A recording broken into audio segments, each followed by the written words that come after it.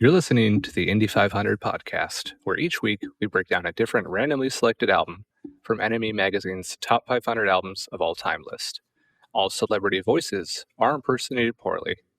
This episode contains profane language such as shit, piss, fuck, cunt, cocksucker, motherfucker, and tits, all of which you have just heard.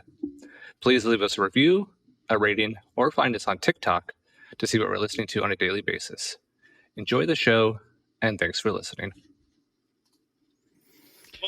One, two, shot two.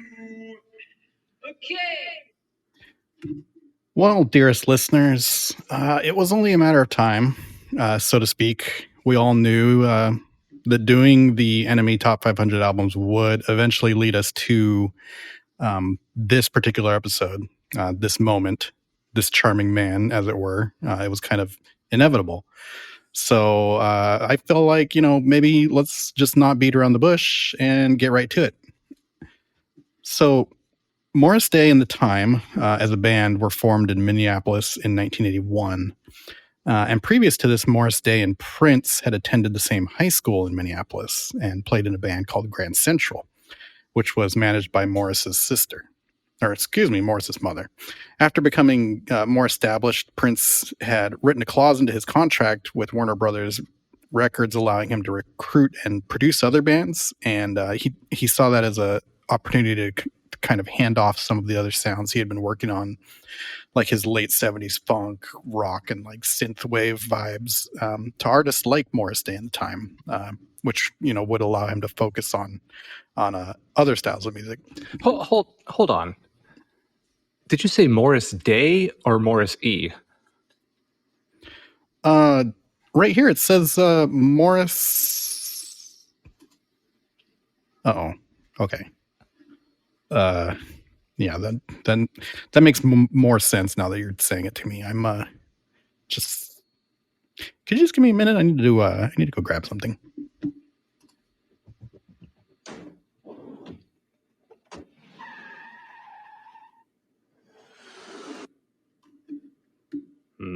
I don't think he's coming back.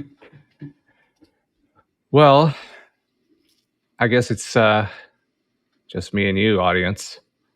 I don't know what's going on, so I'm just gonna play the theme.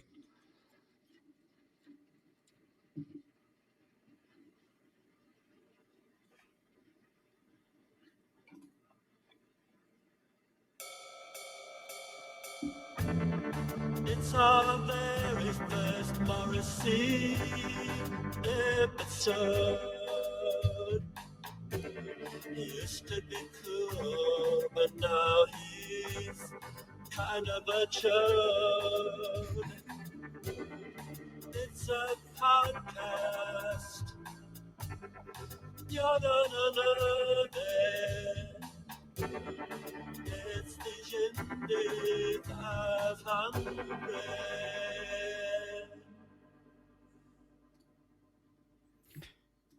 Okay, just kidding. I'm back. And come on, everybody. I was never really confused about which artists we're covering today, right? Of course. It's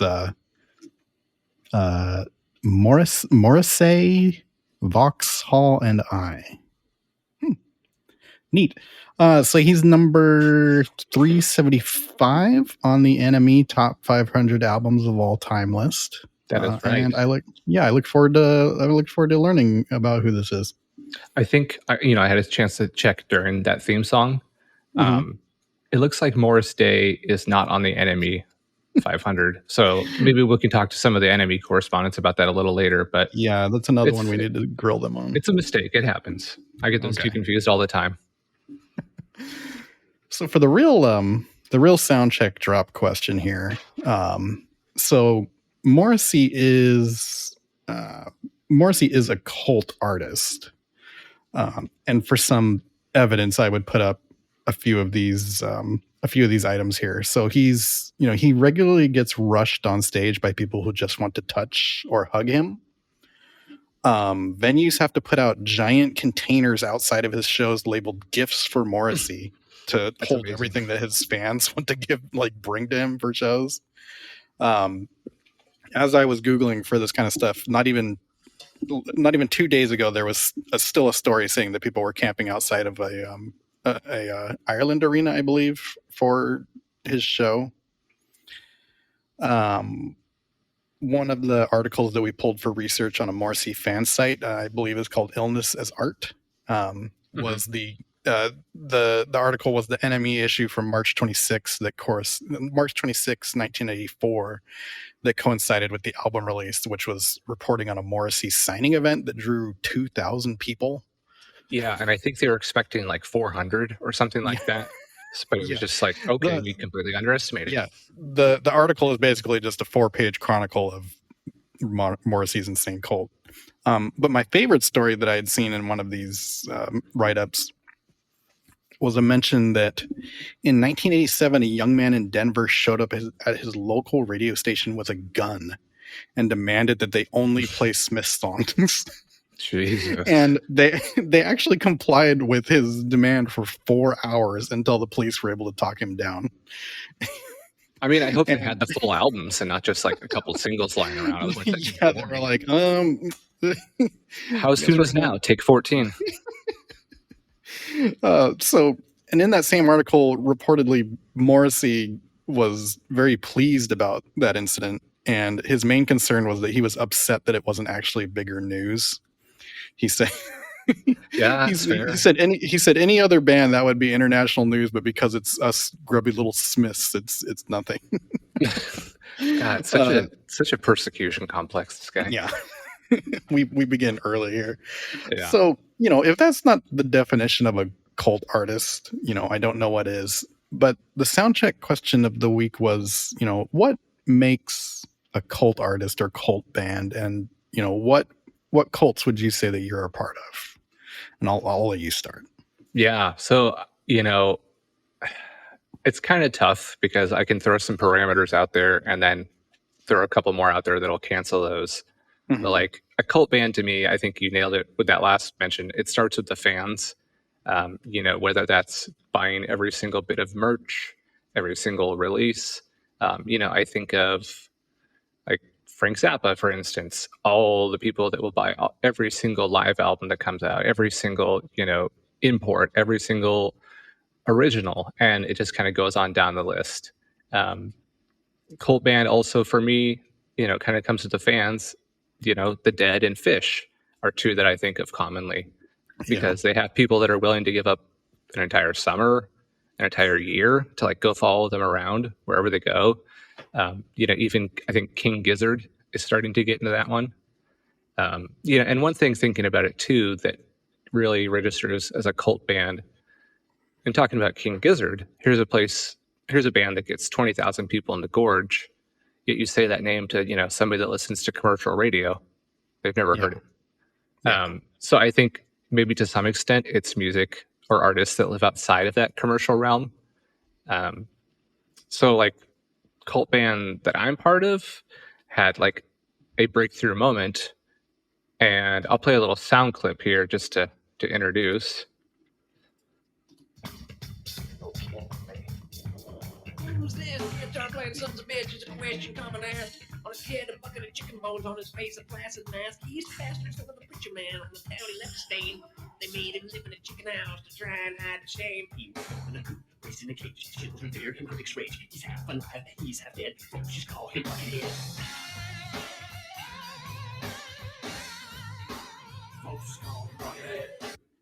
So Buckethead returns. Yeah, here's a guy that's been in the industry putting out music since around 1991. Tremendous religious following in terms of enough to get his own custom guitar, enough where people are paying hundreds and hundreds of dollars for old effects pedals, to imitate his sound. The guy's put out over, if you include digital, over 400 to 500 albums, just like constantly putting out material, and it's basically how he makes his bread and butter. And then when he goes on tour, for somebody that's essentially just a kooky instrumental guitarist, tickets sell out in like 10 minutes, at, decent sized venues. Not necessarily like huge arena or anything like that, but 2,000 person occupancy places. Yeah, 10 minutes it's gone, and people will pay whatever it takes to get in to see him. So that's, I think, one for me that I definitely identify with. I mean, he covers all styles. He's weird as hell. He aligns a lot with another cult band that I think maybe has a little less cultish. Would be Primus. That kind of whole Les Claypool camp. There's so many little projects they all work on together. Primus, I think most people our age at this point know, but I think we've had this talk before. Do the next generation under us know them? Maybe not. Do like kids in middle school know them? I don't think so. So maybe, somewhere between an older band and a cult band, I think they live, but they had their moments in the sun. Yeah, and I think, one thing you had mentioned, him being prolific and having a lot of releases, that's a common trait that a lot of cult bands seem. I mean, King Gizzard, right? Frank Zappa, all these guys. It's extensive collection. It's like that's a signifier that you're. Yeah, even the Dead, it's like 140 something, live, albums, including all the live stuff so far that's official. Not even including like tape trading. Yeah. And like you were saying, to me, I feel like there's kind of there's not an official number, but there's like a ratio between how popular you are versus how dedicated and obsessive your fans are. I feel like if you're a big band, like the Grateful Dead are pretty big, but at the same time, like a ton of their fans are obsessive and can make it into their life. But at the same time, you can be a smaller band, but as long as you have that, certain amount of fans who are, above and beyond, like I think that still marks you as a cult artist. Definitely. Yeah. Misfits is another one that jumps out to me as like, it's almost kind of the opposite. And maybe that the library isn't prolific, but it's like, this is such a glorious couple-year run where like we're going to cling on to every single scrap, every single reunion show, every single like if I close my eyes, I'm almost back there in 1981 in New Jersey, but not quite. Yeah, it's the that book or the movie title, this band could be your life, basically. Right. It's something that like especially for the Misfits, it becomes like the basis of a lifestyle almost, and that's really like the capital C cult. Yeah, that horror punk / rockabilly slippery slope. Yeah. So I feel like I'm probably too old and middle-agey to officially be like truly part of any band's cult at this moment. So a lot of my examples or answers here are more like, if I had the time and youth to dedicate to them, like I could be. But some of the honorable mentions I wrote down that I think qualify as cult bands. You mentioned King Gizzard and the Lizard Wizard. I also thought about Outkast and like the whole like Odd Future collective that kind of sprung out around Tyler the Creator when he was a young kid and just had like his crew together with him. Like a lot of the, that's almost like a whole cinematic universe that you can like. Right. More of a scene almost, a cult scene. Yeah. Like all like unto themselves, because it was all people they knew and kind of, friends and stuff. Right. I also wrote down KMFDM, seems like another one that back in the day, like people could make their whole thing. There's various. If you knew it, you knew all of it somehow. Yeah. Yeah. Then there was like various metal bands that people will dedicate their lives to. Basically, any of them seem like they can. Would you consider Slayer one? Yeah, that was one that I was really thinking of. Like that's there's at least there used to be people who like when you say metal, they're like that's the only thing they care about. Yeah, exactly. Like, we've got the whole I think it was Jim Brewer, doing the stand-up about the guy trying to like swim back into the venue or something like that. That might be two different stories. My brain has turned into one, but yeah, that was an archetype of a guy which, if your band has their own guy, then you're probably a cult band. We've probably met him. Yeah. Yeah. I wrote down Ween. The Mars Volta. Yeah. Ween is, that's one that band can be your life. And the Big Enchilada, the Grateful Dead, of course. And I think what most of my answers have in common is that, like, the band themselves will often kind of like create a world or a space for their own cult to kind of glom onto. There's not just music, but they're like, they'll make themselves into characters. Guar, of course. They come up with like visual stories or worlds that will accompany the music and, in their own, characters and stuff like that. Coheed and Cambria, have their own, like, the guy has the comic book thing. Yeah, he's got like the comic book world that goes into it. And of course that just makes it so much easier for people to become crazy about the music and the bands, right? But if I was gonna mark one, to buy up and to memorize, and exactly. Yeah, but if I was gonna mark one that, like, I was thinking of all the all the stuff I'm into, and like maybe this one has the smaller fan base, but I feel like there must be dedicated fans out there, which is kind of funky to say because I don't think I've even ever met another one. But like their YouTube page for their videos has like 7.2 million views, so like there's something. It can't just be me. That's 7.2 million more than ours. Yeah. Yeah, so far.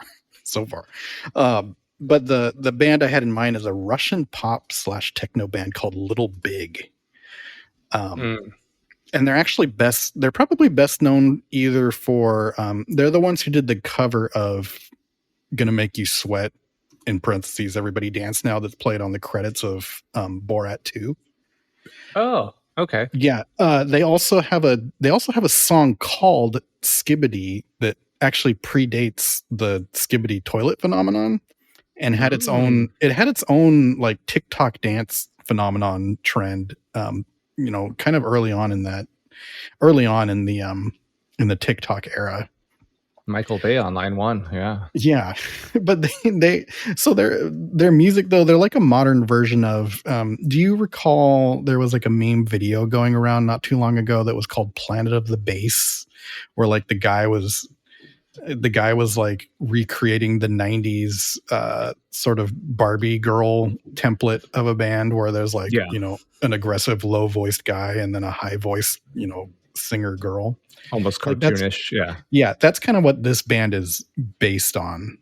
But they also play up their kind of Russian foreignness they're also like a funny like comedy band, so they kind of lean into that to kind of make it seem like they're doing like it's almost like they're doing like an out of fashion music thing where like maybe like they're trying to convince you that they don't know that this music has gone out of style now because they're Russian. But you can tell like from how purposefully funny and like musically tight that their music is, that it's just a put on.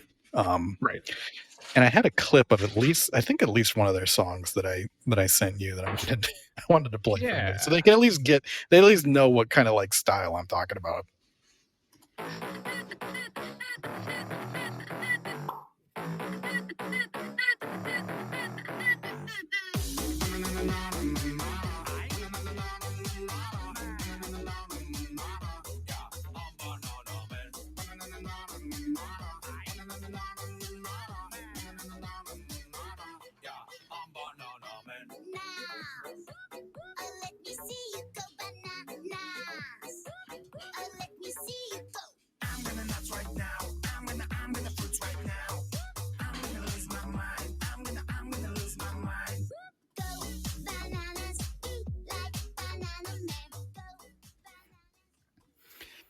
So there's more than just two members, but they kind of remind me of like if you took Diantword and like took the evilness out of it. Yeah.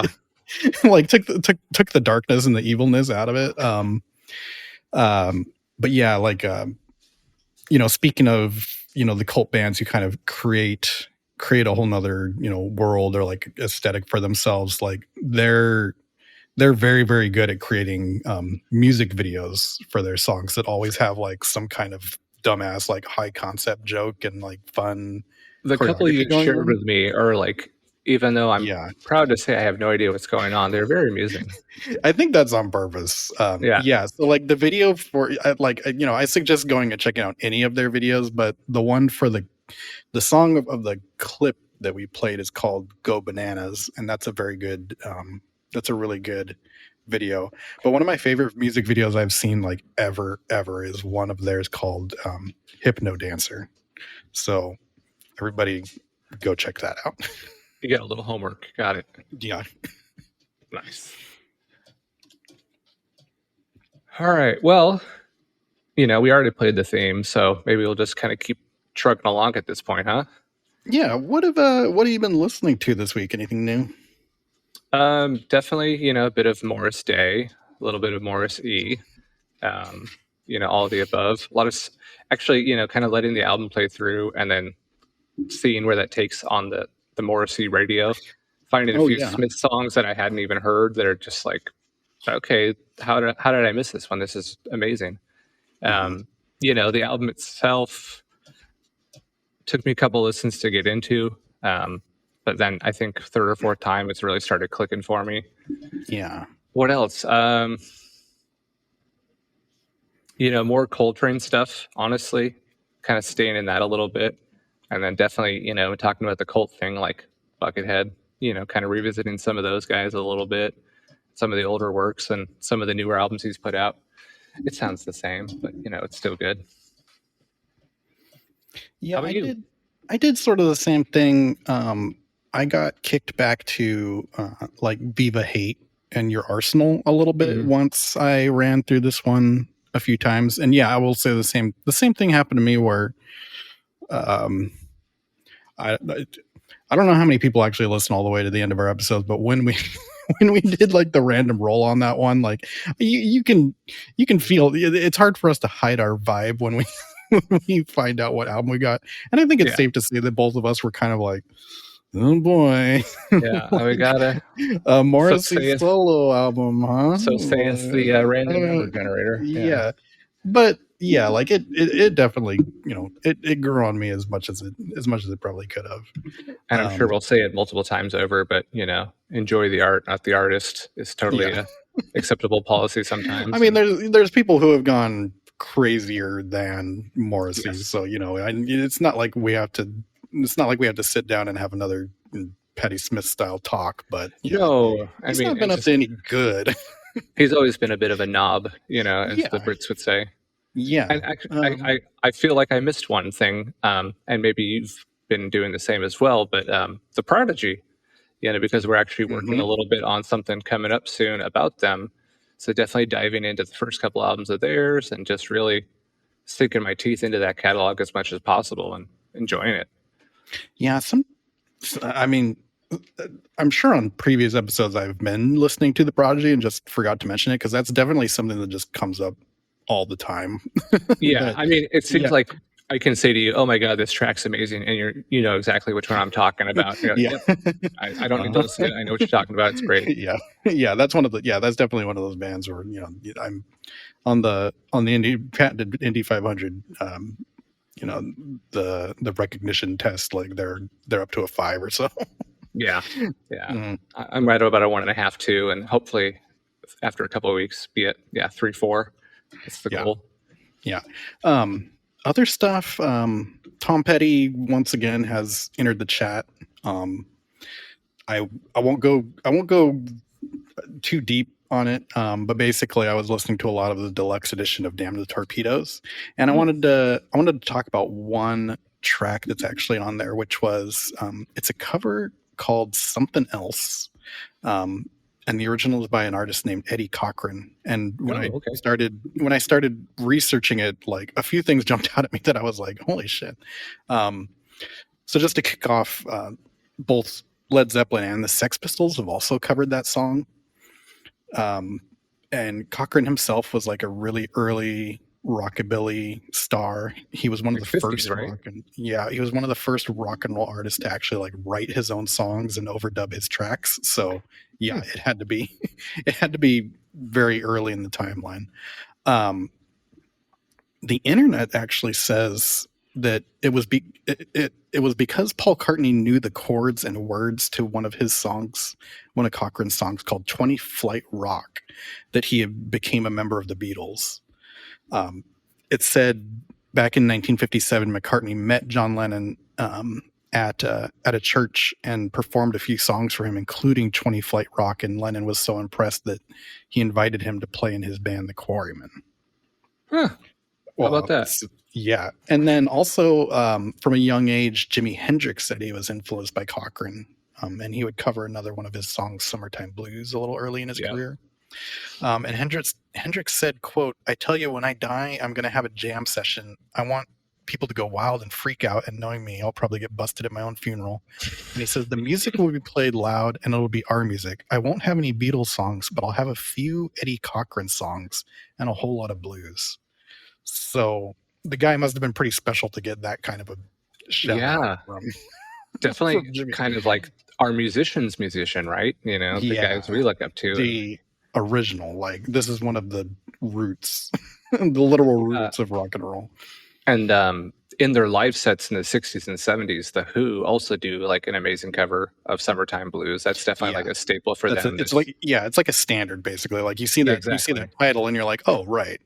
I think I've seen Rush do it once or twice too. Yeah, this is the guy who made that song. Just pretty amazing. Yeah. That's awesome. Other than that, I know you mentioned I think you mentioned the new Grateful Dead compilation that actually dropped like maybe Friday. It might have been, it was 4 days ago. Yeah. It's called The Music Never Stopped, and it's actually a sampler of a different CD box set that is made up of 60 CDs of live shows called Enjoying the Ride. Yeah. So I hope that gets put on Spotify. I mean, I'll work through all of it, but yeah. No, the album itself, you know, I had on today, and it was kind of cool. So my original complaint about it was that like it wasn't chronological, but I actually came to appreciate that because they would do things like go from 1969 to 1983, and you can hear a big difference in their sound as opposed to if they'd gone year by year. It's just kind of this gradual build up, and you know, like, oh, this is them evolving, great. But yeah, like when you get that compare and contrast on some of those things, and not just the audio quality, like Jerry's singing in, you know, 68, 69, he wasn't a great singer, you know, but by the time he had his solo band in the late 70s, he, you know, had so many more runs around the sun at singing. He was awesome. You know, he did it. He was perfectly complimentary to the music, but yeah, early on, not so much, but you know, could have been influenced by three letters like LSD, THC too. Yeah. And now that you mentioned that, I do kind of notice that, like, as it jumps around, like I wasn't, I wasn't sure if it was a problem of inebriation or just practice, but yeah, like there are big differences in the quality of the vocal. Totally. And you know, that a couple of years back, I tried getting my dad into the band, and the way I helped him was like, well, if you hear good singing, that's Bob Weir. If you hear kind of like shrill, like sad-ish singing, like folksy, that's Jerry. Okay. Oh, okay. Yeah. That's gonna help me too. Yeah, exactly. I mean, like, the more rockabilly, country, rock and roll, active singing, that's Bobby, and Jerry. You know, he's Jerry, but we love him.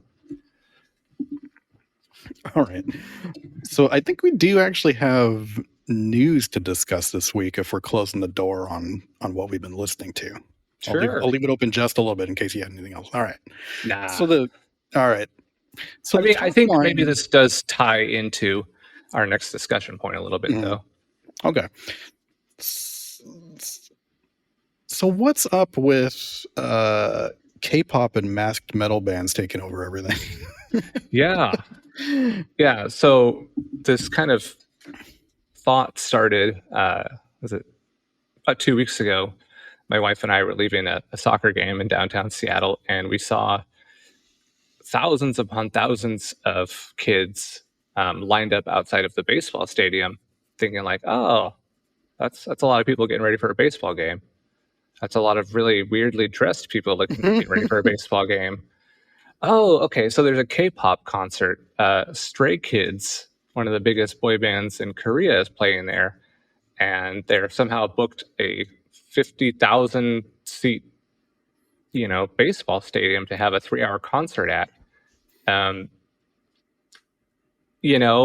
This There's this is something that's happening entirely outside of our purview. Right, exactly. I mean, like, it's cool. I'm glad that, every generation has like their music. And I think this is one of the first times where even I'm kind of like, it's none of my business. I don't get it necessarily. Like I've gone to Korean restaurants and, a lot of the more casual ones will have it on the TVs and stuff. And yeah, doesn't do anything for me just as much as, NSYNC and Backstreet Boys didn't, 30 years ago. But I love the fact that, like we would do for Ozfest or something like that, these kids are out there way, way too early getting in line so they can get the best seat possible or the best GA spot. And like, hey, if you're only going to get to see this band once, like in your lifetime, maybe, shit, make it count. Yeah. And I mean, I know we're late on it because how long have, BTS has been a big deal for totally God knows how long. But I even went to one of the malls north of us recently, and they had like a dedicated like K-pop store. Oh wow. That's selling, merch and I mean everything possibly related to it. But like, they had people in there. They did not look like they were, Yeah, again, like they weren't the Warhammer 40K store with like 3 people in there who are probably there all day anyway. Right, or they're working. Somebody had a bag walking out of it. Like they sold something as I was watching. So yeah, it's more than I could say for most of the stores. I wouldn't call it a cult, but the people I've met that are fans over time, we've had a babysitter or two, in that age demographic that have been huge into that genre. And it's just kind of one of those like, okay, you're really into it. Do you speak Korean? No. Okay, cool. I'm just wondering. No big deal. But yeah, no, it's you're into it. You're really into it. Seemingly, it's got to have some super fandom behind it. And again, it doesn't have to be for everybody. If you're filling 50,000 seats, who am I to tell you your music's this, that, or the other? Yeah, and I said, I think I said when we started talking about it, like, let's not delve into this on our own, and perhaps one day soon we can have a pit stop where like somebody really like we just sit back and let somebody really clue us into this. Just cook, so, yeah. If you're listening right now and you think you're the expert on K-pop, like go ahead and email us. It's the indie 500, the numbers 500 podcast at gmail.com, I believe. Is that right? Yep. Okay. Yeah. So if you're out there and you're listening and you're like, oh, I could do that, go ahead and email us. Shoot us some notes and we'll read them if you want. Yeah. Yeah. If you don't want to be on, shoot us an entire treatise in your email and we'll read that off and go. Oh. We'll get the robots to narrate it for you. No big deal. Yeah. For any other reason too, if you want to tell us to shut up or that we messed something up or that we're stupid, go ahead and we're awaiting your call or email. We'll read it pretty much no matter what it is. We did get a good response on TikTok for posting some controversial clips, I will say. Yeah, we did. I will say we did. We did finally get some comments back on TikTok on a clip of us saying that the Johnny Cash cover of "Hurt" was a bad thing. Yeah, I mean, I said at the time, maybe the tide's turning on that one, but maybe it's what that TikTok comment section presupposes is maybe it's not. Yeah, exactly. I think, but it's fun. It's all, audience interaction is a good thing. Yeah, I mean, at the end of the day, if we didn't want it, we wouldn't be broadcasting out to whoever's listening. It's fun. I spent like 20 years arguing with people online for no good reason, and now there's a almost good reason. Right. I mean, if we're going to bash one of your favorite artists and stuff. Yeah. Go ahead. So speaking of favorite artists, we might bash. Maybe we won't. Maybe we will. You mentioned before we started this line of thought metal bands with masks taking over the charts. Yeah, so apparently Sleep number Token, right? one. Yeah, apparently number one is being taken up by a band called Sleep Token, which I had seen pictures of a few times, but had not listened to it all until very recently. And I kept seeing them noted as metal, and I'm like, what in the world kind of metal is crossing over so hard? Did you drop in and listen to any of it? I did. Another one kind of in that realm that I'm more familiar with is Ghost. I kind of one of those like, wait, this of all things made it big. Like, there's nothing wrong with them. It's kind of like recycled Blue Oyster Cult songs, to be quite honest. But at the same time, like, all right, people's general tastes are still surprising and unusual to me. Yeah, that's cool. Yeah, and when I finally did drop in and listen to some of the Sleep Token tracks that are noted as like the top ones. And I didn't know, number one, that they were British, so that explains a few things. Right. And then number two, I really hope somebody doesn't attempt to murder me on TikTok for this one, but they sound like the like when I heard it, I heard the next evolutionary step, a positive evolutionary step from Imagine Dragons, basically. Yeah. I was like, if this is what would have showed up rather than Imagine Dragons, like, we all would have been much, much better off. But after I heard that, I kind of understood. I was like, okay, if that can get this big, then something that's better does obviously deserve to get bigger. But yeah, Imagine Dragons had to walk so Sleep Token could run, kind of thing. Hopefully that's not too hot of a take, because again, much like K-pop, we're coming at this basically blind. So blind old men, yeah, trying to, we're reviewing a list from 12 years ago that covers albums, that are like mostly 30 and 40 years old. So yeah, here we are digging into what's current. But yeah, if you are a Sleep Token fan who wants to murder me now, please email us at the Indy500podcast at gmail.com. Now, who's the gal that wanted to murder Sleep Token recently? Okay, I was just thinking about this, and then it's Kelly Ushi, or yeah, she apparently accused them of doing blackface. Yeah. Which if I think it's actually like latex, masks or something like that. But maybe if you're just kind of glancing at the pictures and stuff and you see, you're like, maybe I see where she.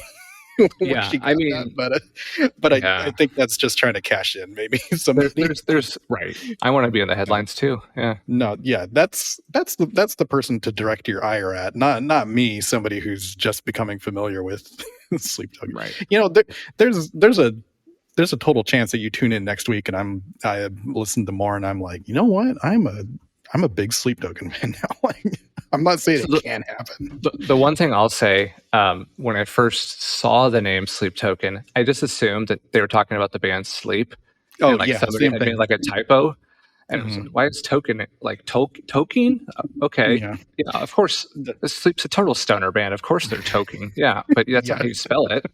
Maybe I thought at first that it was like a new album of theirs, and like stoner rock had finally broken big. Right. Like Matt Pike's, which would shock me. The gringo Danny Trejo is, finally the number one artist in America, with no shirt and everything. Yeah. Okay. Could only hope.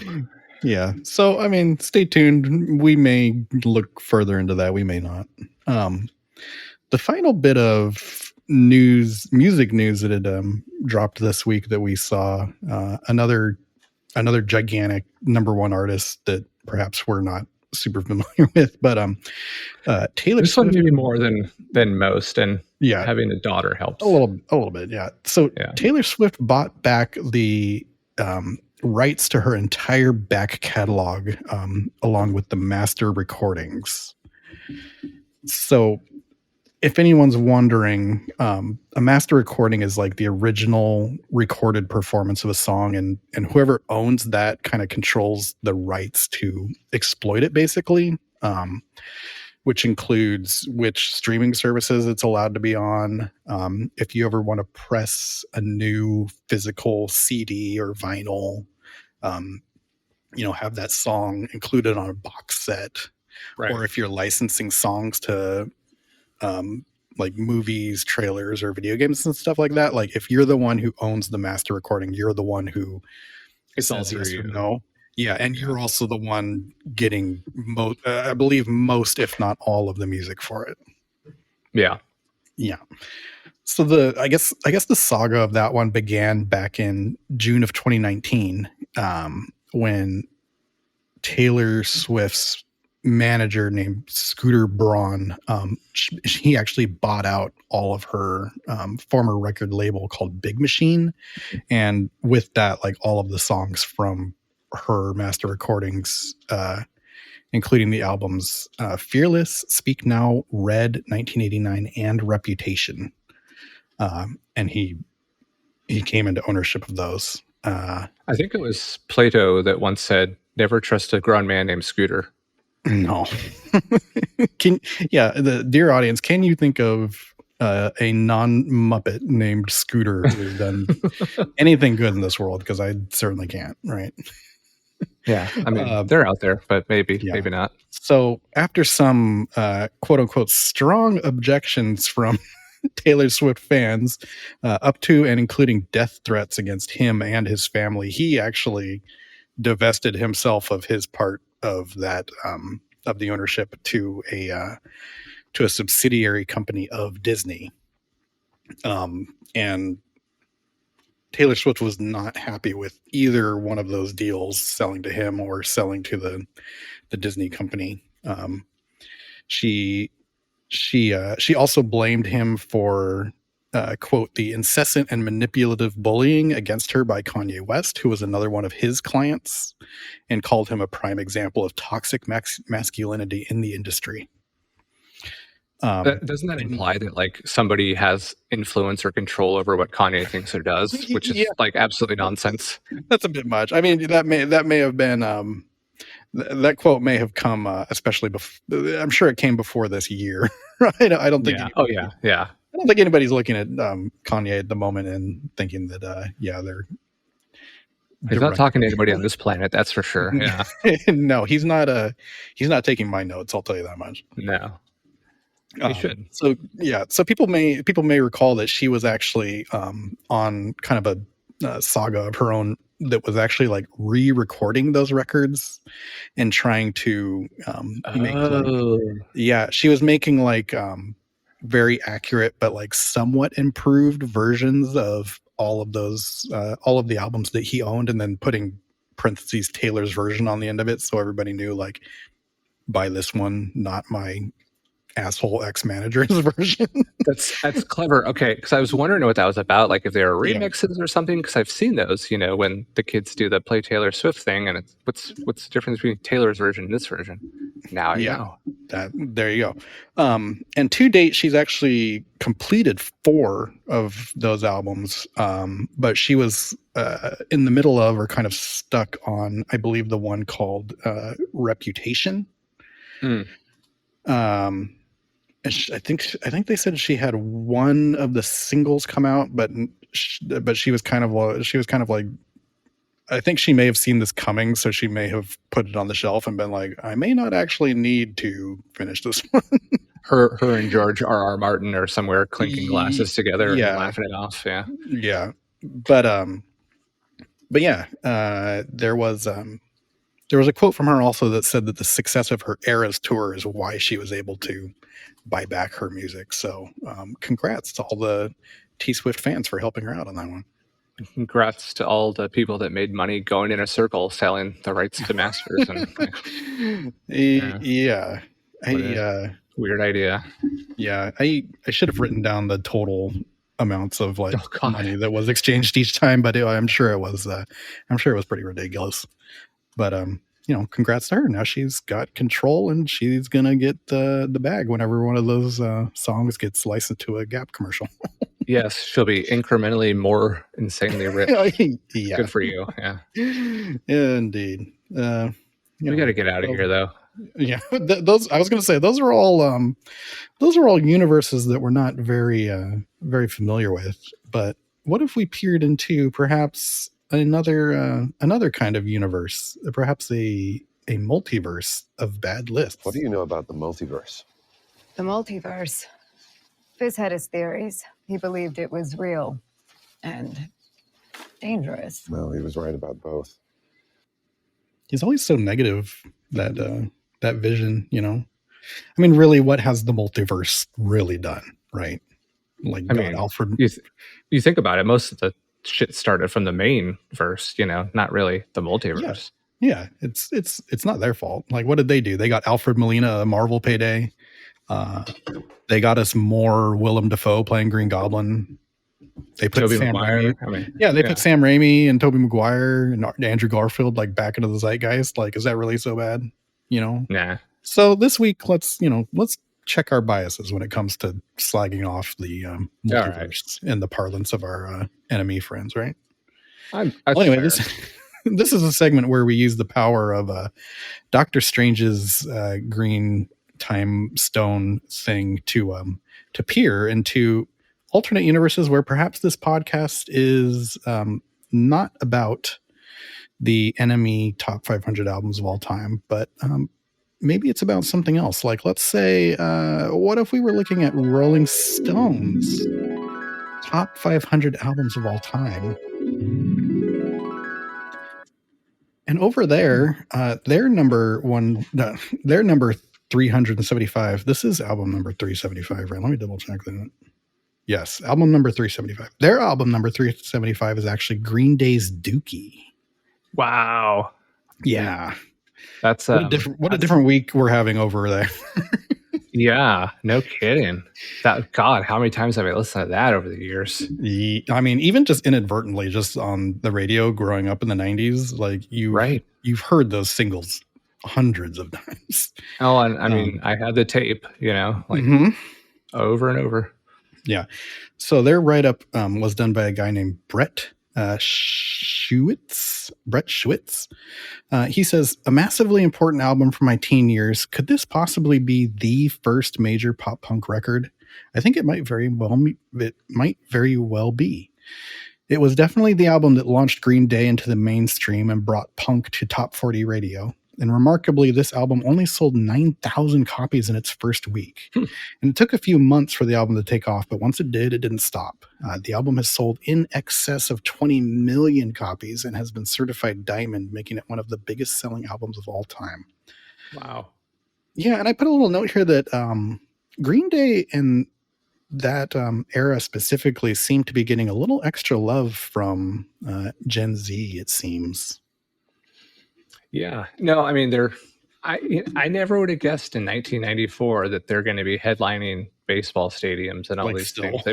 Still, 30 years later, or ever, to be quite honest. But it's amazing to see what that turned into. It's really impressive that they've hit so many times since then. Maybe not as big, especially, not as big, culturally or perhaps sales wise, but getting anywhere close, which they've done, they've been within the ballpark multiple times since then, which is pretty amazing. And I mean, they've penned songs that are maybe overplayed, but iconic for moments. It's not their fault. Time of your life type stuff.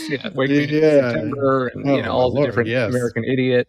So I mean, there's so many things that have just become iconic from them. But this is a hell of an album.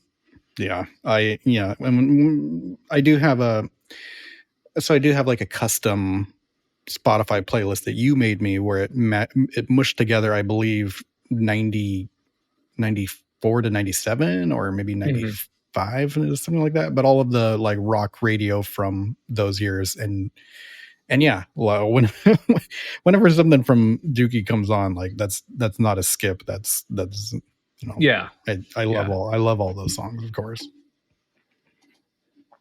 Yeah, no, I mean, I remember even just like seeing the videos on VH1 or MTV, and it's just like, wow, a punk band making it big. That's kind of cool. Yeah. Yeah, between that and Rancid back then, Right. like maybe it wasn't a great time for the hardcores of punk, but like for everybody else, like getting to become familiar with those versions that came over, like Well, and it kind of opened the door, so to speak, for things like ska, whether or not you're a fan. It's like, well, it brought some genres that had been around for a bit into the limelight, and it wasn't sad kids of divorce music, from the grunge era anymore. It was kind of that poppy punk, like the guy said. Yeah, we did the pendulum swing back into, somebody wants to have, we want to have fun again. You can chew bubblegum and skateboard. It's cool, you guys. Yeah. And if this was a podcast about movies, we might be talking about perhaps the Letterboxd top 1,000 films of all time. All time calculated, and over there, their number 375 is 1938's Adventures of Robin Hood, which, as I understand, is that Errol Flynn classic. That is Errol Flynn, correct? The tagline on that says "excitement, danger, suspense." As this classic adventure story, as this classic adventure story sweeps across the screen. Robin Hood fights nobly for justice against the evil Sir Guy of Gisborne. That's a new one. Evil Sir Guy of Gisborne. Is that something they like? I don't know. I don't know. I pasted that and didn't read it apparently. While striving to win the hand of the beautiful Maid Marian. And that's that I remember. The normal one. Yeah. It did star Errol Flynn. I don't recall seeing it, but I do recall seeing their number 374, which is John Carpenter's The Thing. That's a good movie. Yeah. Yeah. If we were so close, if we would have landed on that, maybe a very large chunk of this episode would be dedicated. We'll just have an episode dedicated to John Carpenter, and then cover the album at the end. Yeah. We'll do that. Maybe in another universe, this is a video games podcast. Oh.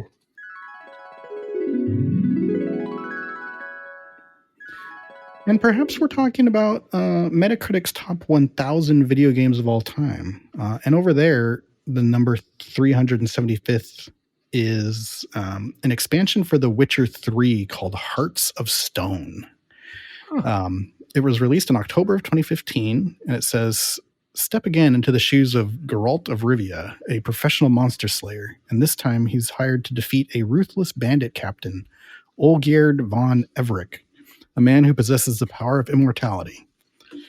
The expansion lets you choose your own way through an adventure that includes recruiting a crew of break-in artists. Nice. That sounds fun.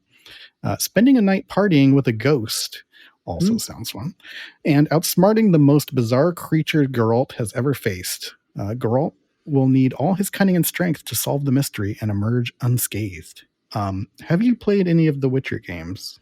Yeah, I've played like the base Witcher 3, and it's great. Yeah, I didn't realize it came out that long ago. Yeah, that's a bit of time ago. I didn't play super far into it, but I did play enough of it that I was like, man, I wish I had more time for this. Did you watch the show at all? I haven't. I know I've heard it's good, and it looked neat. But yeah, like especially after like bouncing off the game, I was like, oh, maybe I'll save this until maybe I'm a little more familiar. But it looked cool. Yeah, and I do like Henry Cavill. Yeah, that's pretty much the only reason I would watch it. I haven't yet, but okay. Yeah, I mean, yeah, but I think he leaves like halfway through the show, and they replace him or something. Too. Yeah, there's like a season or something where one of the Australian brother Thor's brother. Liam Hemsworth. Yeah, I think he took over. I haven't heard anything bad.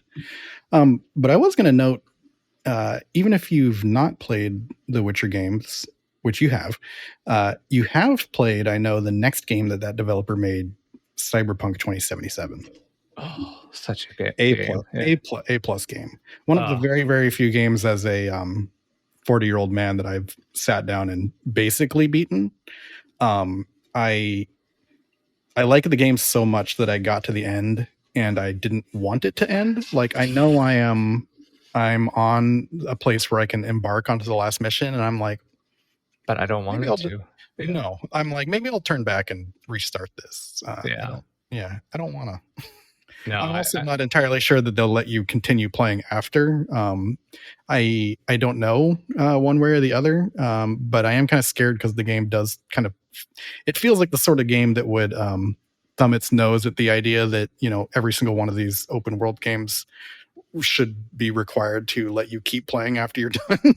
Yeah. It feels like the kind of game that, you know, may lead me into an ending where it's like, you know, you're F, you know, you're dead, or you roll credits. something. Yeah, exactly. So that's a big deal. I do need to put in more time on that, but there's like not a single aspect of that game I dislike. The music's so cool, the graphics, even the story, and just like the over the top like sci-fi noir dialogue of it all. It just, you know, awesome. Yeah, agreed. Apparently, it wasn't like that when it first came out at all. Right. But me and you, you know, I think it was like 4 years late to the party. So luckily for us, there was, you know, and I think that's kind of a signature, because I'm pretty sure The Witcher went through the same thing. It's like a signature of this developer where like the game will first come out and like everybody will be mad at them basically for it being so like not but good. They see the potential, so they'll stick with it enough.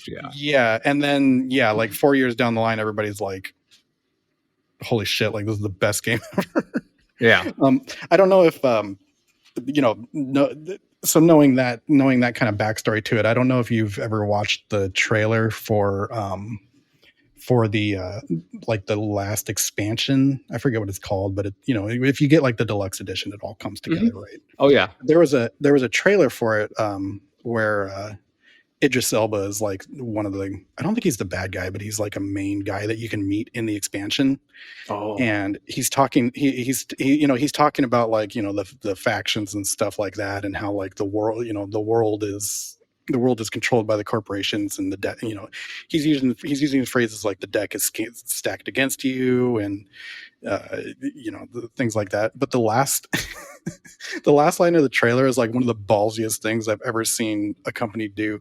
The last line of the trailer is him saying the game is fixed. But you know, it's got a double meaning, but like to have a little tongue in cheek, but yeah, it's awesome. Yeah, to have Idris Elba come out and be like, "Hey gamers, we fucking, you know, we've righted the wrong. Like, come back." But also in this story concept too. Yeah, yeah, you know, exactly. Like, yeah, this got the double. Like, I love that. That's pretty good. Yeah. Perhaps in another universe, this is a podcast where we talk about music videos. I mean, it kind of is in this universe too, but so at one point MTV ranked 500 of their music videos altogether, and at number 375 was Cyndi Lauper's Time After Time. Do you recall that music video at all? I sure recall the song, but so the video I don't. In the video, she's like living in an Airstream trailer with her boyfriend, who is played by an actor named David Thornton, who she would actually later end up marrying. How about that? And the story is kind of like her reminiscing on their life in, I believe, New York City. It's some city. Oh no, it was New Jersey. There's like two different New Jersey locations that they filmed in. And like she's thinking back on like their life together as she like leaves the city because she has to go home to care for her sick mother. Yeah, I'll have to watch it. Yeah, it's number 375. I mean, there's a lot of videos out there, so it's still pretty good. Yeah. Well, that's all the time. Long ago. Yeah. That's all the time I can spend in the multiverse. I think we need to return before our like our DNA gives up.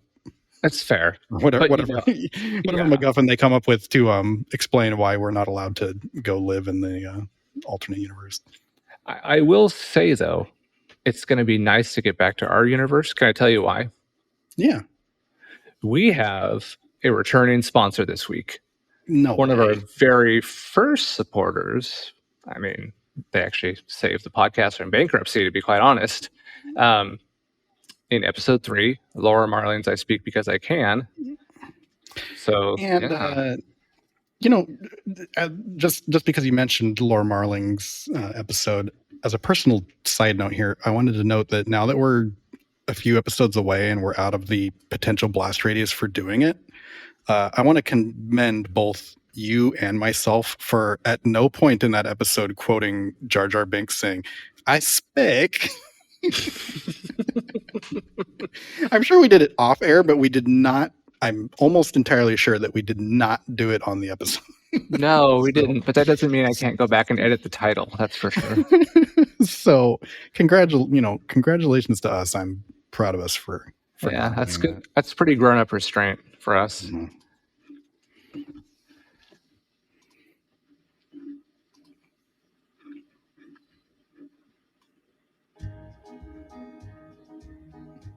Take me out tonight. So, this guy Morrissey, he heard which album we were covering, and much like when Denny's teams up with a new movie release, or McDonald's drains our wallets with Minecraft, or Pokemon-themed Happy Meals, or Szechuan sauce, he graciously redesigned his menu to coincide with this week's Indy 500 episode on his 1994 solo effort, Vauxhall and I. Yes, and regular listeners know, of course, that we are talking about the good old down-home, smack your lips, fall off the bone eats at Colonel Morrissey's authentic Texas barbecue smokehouse. So get up, all you lazy sunbathers, and hit the speedway to a culinary experience that only ends when the light goes out or you tap out. That's right, he's making a second trip into our ad reads and inviting you to take a second trip at the new limited-time Vauxhall You Can Eat Mega Buffet. You might need to hold on to your friend's plate as the Colonel piles on endless pork ribs, barbecue chicken, and the brand new Billy Mud Pie. Mm-mm.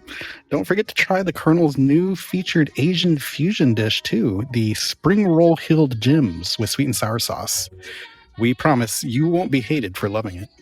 Shh, the pitmaster is sleeping as the Colonel's signature brisket is drowning in a rich, tasty marinade based on Colonel Morrissey's own secret recipe barbecue sauce. Now my heart and stomach are full. But don't take our word for it. Why don't you find out for yourself and saunter on down to Colonel Morrissey's authentic Texas barbecue smokehouse's Vauxhall You Can Eat buffet. The more you ignore it, the tastier it gets. And thanks again to Colonel Morrissey, our most beloved and loyal sponsor so far. And buffets are kind of a throwback these days, now that we're a little more COVID conscious. I haven't been out to one in a long time. I don't know about you. Oh, yeah. I mean, I think the closest I've done is like a Brazilian steakhouse, but even then, it's very controlled. It's not quite the same, right? Yeah. But back in 1994, places like Home Country Buffet and Golden Corral reigned supreme, right? Chinese buffets. And it wasn't God, I miss Chinese buffets. Yeah. But it wasn't a bad year for the Colonel either, as he had just released the album that we're featuring on this week, called Vauxhall and I, on March 14th of 1994. And before we dive directly into the album, I wanted to give you a little view into the sort of world that Mr. Morrissey was dropping his album into. Can I do it one more time? Do it. There we go. Perfect. A 10 and 11-year-old Breddy and Helio. Yeah. Ooh. So I'll start off by saying the top UK number one song at this time, which was extremely confusing to me, is a song called Dupe by a band called Dupe. Doop. And I was like, Futurama got it? I don't know.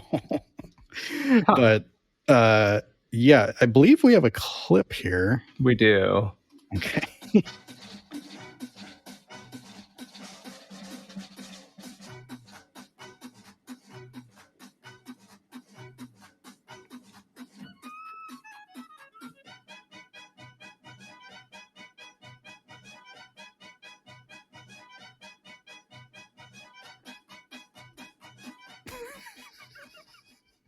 You fucking with me? I am not that real? fucking with you. It's real. All right. Dupe is an instrumental by a Dutch Eurodance group called Dupe. It was released on the 28th of February, 1944, as the 44 or 94? 1994, as the first single from their debut album, Circus Dupe. The song consists of a Charlton-based big band number set against a house backing track and only has 3 words: doopy doopy doop. Total mystery why this nation did was craving new Britpop music after this era. Certainly a low point, maybe. Yeah. They said they got the idea for the song after visiting various house parties in and around The Hague. And speaking of which, perhaps they should be sent back there for releasing this song. But they were hearing house tracks with 130 to 135 beats per minute. And they said in an interview, what impressed us at the mellow house parties was the way people were dancing with their hands kind of waving like the Charleston that was danced back in the 20s and 30s. And that was our main inspiration for Dupe. Okay. Yeah. I mean, I'll buy it. That works. Yeah. Number one? They made some money off it. The charts don't lie. Yeah. Moving on. The top US hit was a song called The Sign by Swedish pop band Ace of Base. Much better. I'll say less confusing at least. Yeah.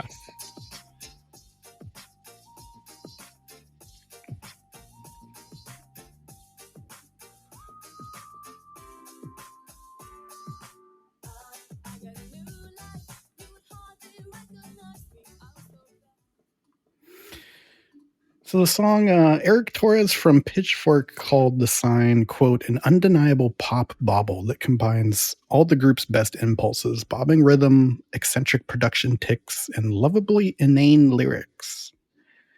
The indie band The Mountain Goats did a cover of The Sign on their 1995 EP Songs for Peter Hughes, and the group has continued to play versions of it at its live shows ever since.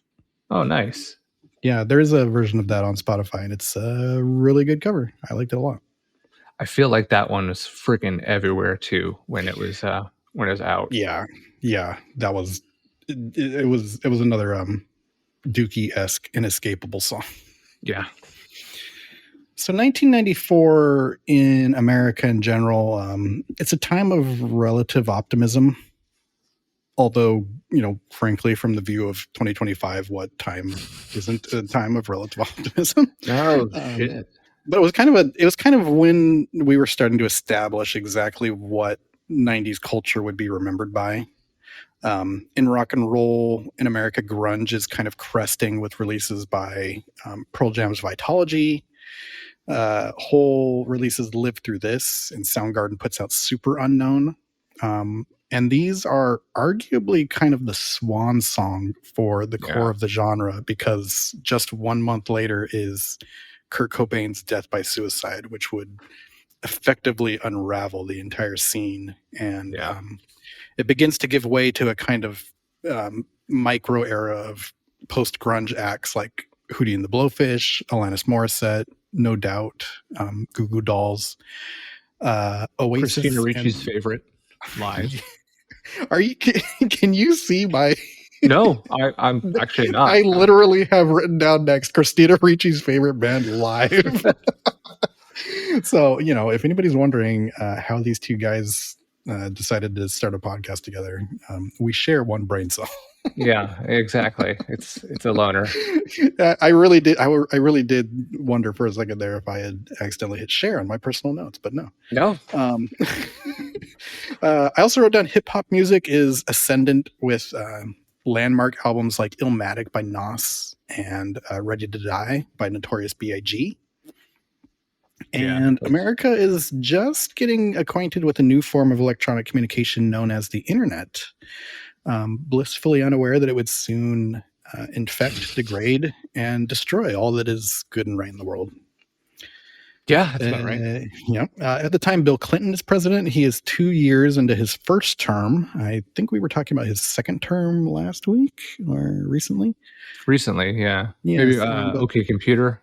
Yeah, that sounds right. But speaking of the internet, in this year, he launched the very first official White House website, which was whitehouse.gov.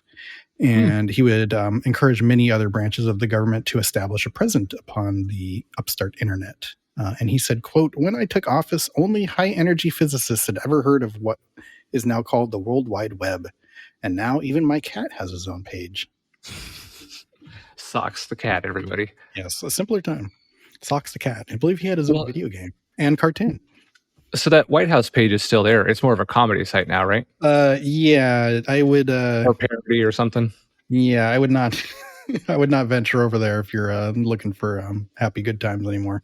Or anything actually real. Yeah. In the UK, in 1994, the conservative John Major is in his 4th year as prime minister. And he had succeeded noted Indy 500 podcast main villain Margaret Thatcher. Most of his time in government was spent much in the same way as Maggie, which is to say getting absolutely ass-rammed by a recession. However, much unlike that horrible Margaret Thatcher, he is noted as having played a pivotal role in the eventual establishment of a ceasefire and peace between the UK and Northern Ireland. Hey. But he would resign 1 year later amid a slew of parliamentary scandals. In 1994... Oh, go ahead, yeah. What does George Clinton have to do with this? Yeah, it was a very parliamentary-ish scandal. So John Major stole George smoking. Clinton. They stole his masters, and they wouldn't sell them back. Okay. Yeah, he had to record George's version. Yeah, One Nation Under a Groove. Okay, yeah, that makes sense. It's difficult because you basically have to do that by memory, and smoking is not the best thing for the memory. No. Yeah, as listeners perhaps may notice whenever we try to remember anything previous to like the year 2000 or so. In other UK news, the Britpop salad days are just around the corner. And actually, the man Morrissey himself actually seems to have almost a sixth sense of what's coming, because in a magazine interview around the release of Vauxhall and I, the album that we're talking about this week, he described the current UK pop landscape as, quote, easy pickings, and said, "The job is anybody's in 1994, hence the ascendancy of Suede, despite the obvious fact that they did not do their apprenticeships. If you have the stamina and the gumption and the metal, pop music is there for anyone now." Which is a pretty accurate description of what's about to happen. Like basically 4 to 5 bands preceded by Suede, who he mentions, are about to take over. That's interesting, though, that he would make that comment about the apprenticeship. I mean, I think the Smiths only took about a year before they were breaking through. So, I mean, I wouldn't call it exactly a long struggle. I think he counts younger years spent reading Oscar Wilde as an apprenticeship for being in the Smiths, though. So writing in magazines, as we'll talk about and stuff. But I did write down, it's kind of interesting that he correctly diagnoses the current moment, and kind of smartly takes his shot at it with a solo album that he's very proud of and a lot of people say is really good, but like even that just it's not enough for him to be truly involved in like the next wave. Yeah, I mean, we'll talk about it more obviously as we get to the album, but it definitely informs the next wave, I think. And and one thing he did mention Suede, and I wanted to talk to them a little bit. So for listeners who don't know, Suede were kind of the forerunners of the Britpop wave. Like they may have been a little early to truly break through. They definitely didn't in America, partly because they got into legal trouble with their name. There was already an artist or band called Suede, so in America they had to like change their name to like the London Suede or something like that. And like, I don't know. It just never, either way, they just never really caught on here. But I wanted to mention that one of their original members named Justine Frischman is kind of like the Forrest Gump of Britpop in that like she seems to be around or involved in every major happening in the scene. So like I said, she was in the original lineup of Suede. She, for a long time, dated Damon Albarn of Blur. Liam Gallagher once said that she was the only good thing about Blur, and then admitted to having a crush on her. Wow. And then a recent guest on the Bandsplain podcast, who's actually fairly close with different members of Pulp, suggested on that episode that Justine Frischman is maybe the actual person being sung about in Common People. Oh, okay. Even though she doesn't actually come from Greece, but she says the rest of it, the rest of it, like the description fits her. And then after all that, she also goes on to form the band Elastica, if you remember. Oh wow, with their song Connection, I believe. Yep. And then Absolutely. even further after that, she like manages and discovers and kind of steers the career of MIA or Mia. I don't know exactly how we say that, but the girl who had the Paper Planes song, the big old hit. Yeah. Damn. Also in 1994, the rave scene is kind of booming in the UK, and it's actually being directly targeted by the government by the passing of a Criminal Justice and Public Order Act, which gave the police the ability to shut down any music gathering with, quote, a succession of repetitive beats. Wow. Dystopian much? Yeah. We talked about the Prodigy a little bit. They have a song called Their Law, which was a response to that law's passing. And pretty prominently features a sample or a vocal that says "fuck 'em" and their law. Nice. I would expect nothing less. Yeah. Yes. And my final note about the UK in 1994 is that the iconic bucket hat seems to adorn the head of basically every young British man alive at that time. Yeah. It is an iconic hat. Yeah. Yeah. More specifically in March of 1994, we have the 36th annual Grammy Awards, where the big winner is Whitney Houston's I Will Always Love You. On March 5th, Grace Slick, the singer from Jefferson Airplane / Jefferson Starship, is arrested for pointing a gun at a cop. Younger listeners may be unaware. Younger listeners may be unaware that there was a time in the past where you could be seen as a potential threat to the police and still be alive like 2 seconds later. Well, I mean, her pigment helped probably. Yeah. Yeah. There are some caveats here. Yeah. On March 16th, figure skater Tanya Harding pled guilty to felony assault on her former Olympic teammate Nancy Kerrigan. Harding and her husband Jeff had paid an assailant. Yeah, they had paid an assailant named Shane Stant to injure Kerrigan earlier in the year to try and keep her off of the 1994 Olympic team to try and help Tanya's chances at a higher medal. And yeah, you mentioned that we were 10 and 11 at this time, but I remember that being like insanely big news. It was definitely everywhere. Yeah. I mean, I think that's when I got to see a few Lettermans too, for the first time. And every punchline was, top 10 reasons. Galooly, galooly, galooly. You hear that, Paul? And speaking of insanely big, on March 19th, the world's biggest omelet is cooked up in Yokohama, Japan, using 160,000 eggs. Damn. Yeah. Are you a big omelet guy? Do you have any? I don't like eggs, but I love cooking them. Okay. I cooked breakfast for a couple of years in a few restaurants, and I think the art of it is great. They're so versatile. There's so many fun things you can do with it. But I had a bad experience actually when I was actually around this age. I had my tonsils taken out, and my grandma had taken me to lunch 2 or 3 days afterwards, and she said, "No, you'll be fine if you eat this omelet." So I had a couple of bites of it, and somehow like the salt from the bacon or the eggs like opened up one of my incision Oh my spots. god.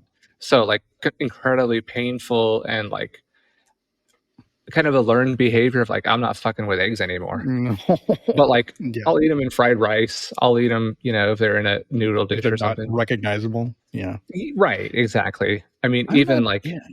the worst of worst hangovers, I'll grab like McDonald's breakfast sandwich because they're kind of Mhm. eggish, but Mm. that's about it. Yeah.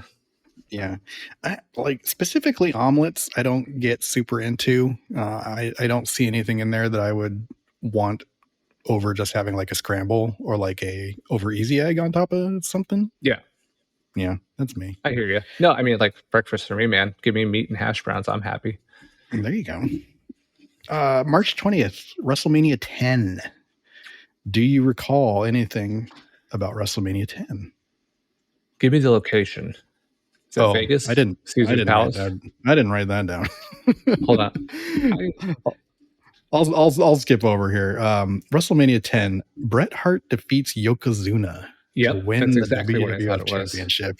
Yes, this is right in the era where my dad was actually working for the local cable company. So like every time there was a pay-per-view, and this was back in the day where you had to like call on the phone to order a pay-per-view, and then they would like unlock it on your cable box.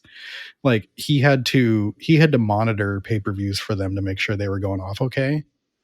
So he would go over to my grandpa's house, who, and everybody was WWF fans back then, but especially my grandpa. But he would go over to my grandpa's house in order to, because he has to monitor it, so he has to watch it. So, everybody goes over there and watches WrestleMania. Hey, why not? And yeah, I do recall, I don't know about this exactly, but I do recall a lot of Yokozuna matches from that era.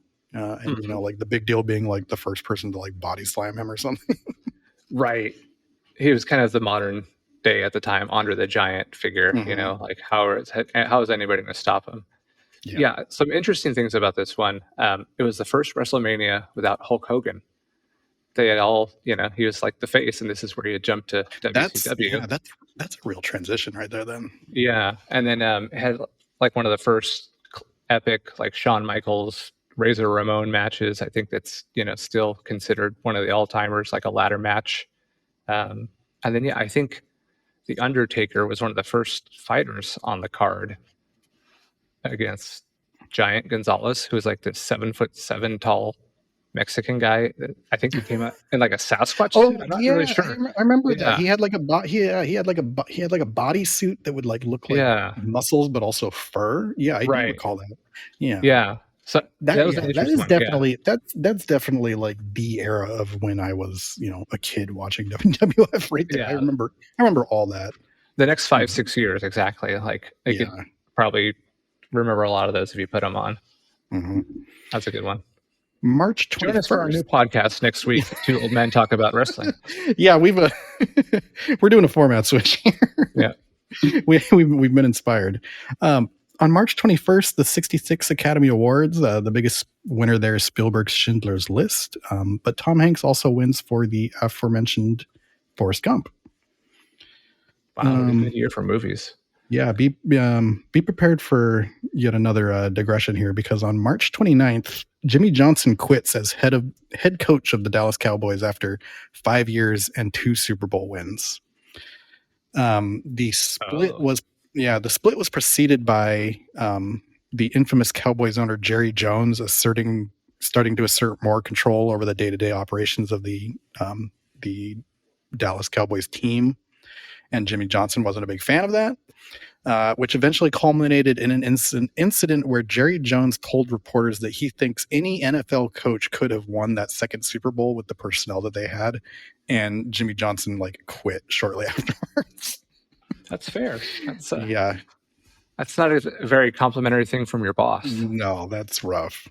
But to a little bit to Jerry's credit, the Cowboys did win one more Super Bowl 2 years later under a coach named Barry Switzer. With many of the same stars on the team. So maybe he had kind of a point. And I don't think Jimmy Johnson won another one, for what it's worth. Nope. But also the Cowboys themselves have not reached the NFC Championship ever since then. So, And we celebrate that every day during football season. Yes. Yeah. So everybody's a little bit right there. Everybody's a little bit right. Everybody's a little bit wrong. Yeah. On March 31st, NBA legend Michael Jordan is assigned to the Birmingham AA minor league baseball team within the White Sox farm system. But he Have you heard the conspiracy around that? No, clue me in. So the whole walking away thing from basketball, his father was killed a year or two prior, and didn't really land well with him, and he just kind of needed to reset on life. So the story goes. Now, the rumor / conspiracy has been that Michael Jordan is an avid gambler, and that the press was that's not even a rumor. That's right. That's confirmed history. Exactly. He's competitive as fuck, gambling, sports, you name it, whatever it was. But it was basically getting to the point where it's about to become a scandal and a black eye for the NBA. So David Stern, the commissioner, said, you can step aside and we will not let this get out. Or you can stay in and you're probably going to have to deal with a shitstorm. Yeah. Okay. So he walked away. He tried to play baseball and got back to it eventually once it blew over.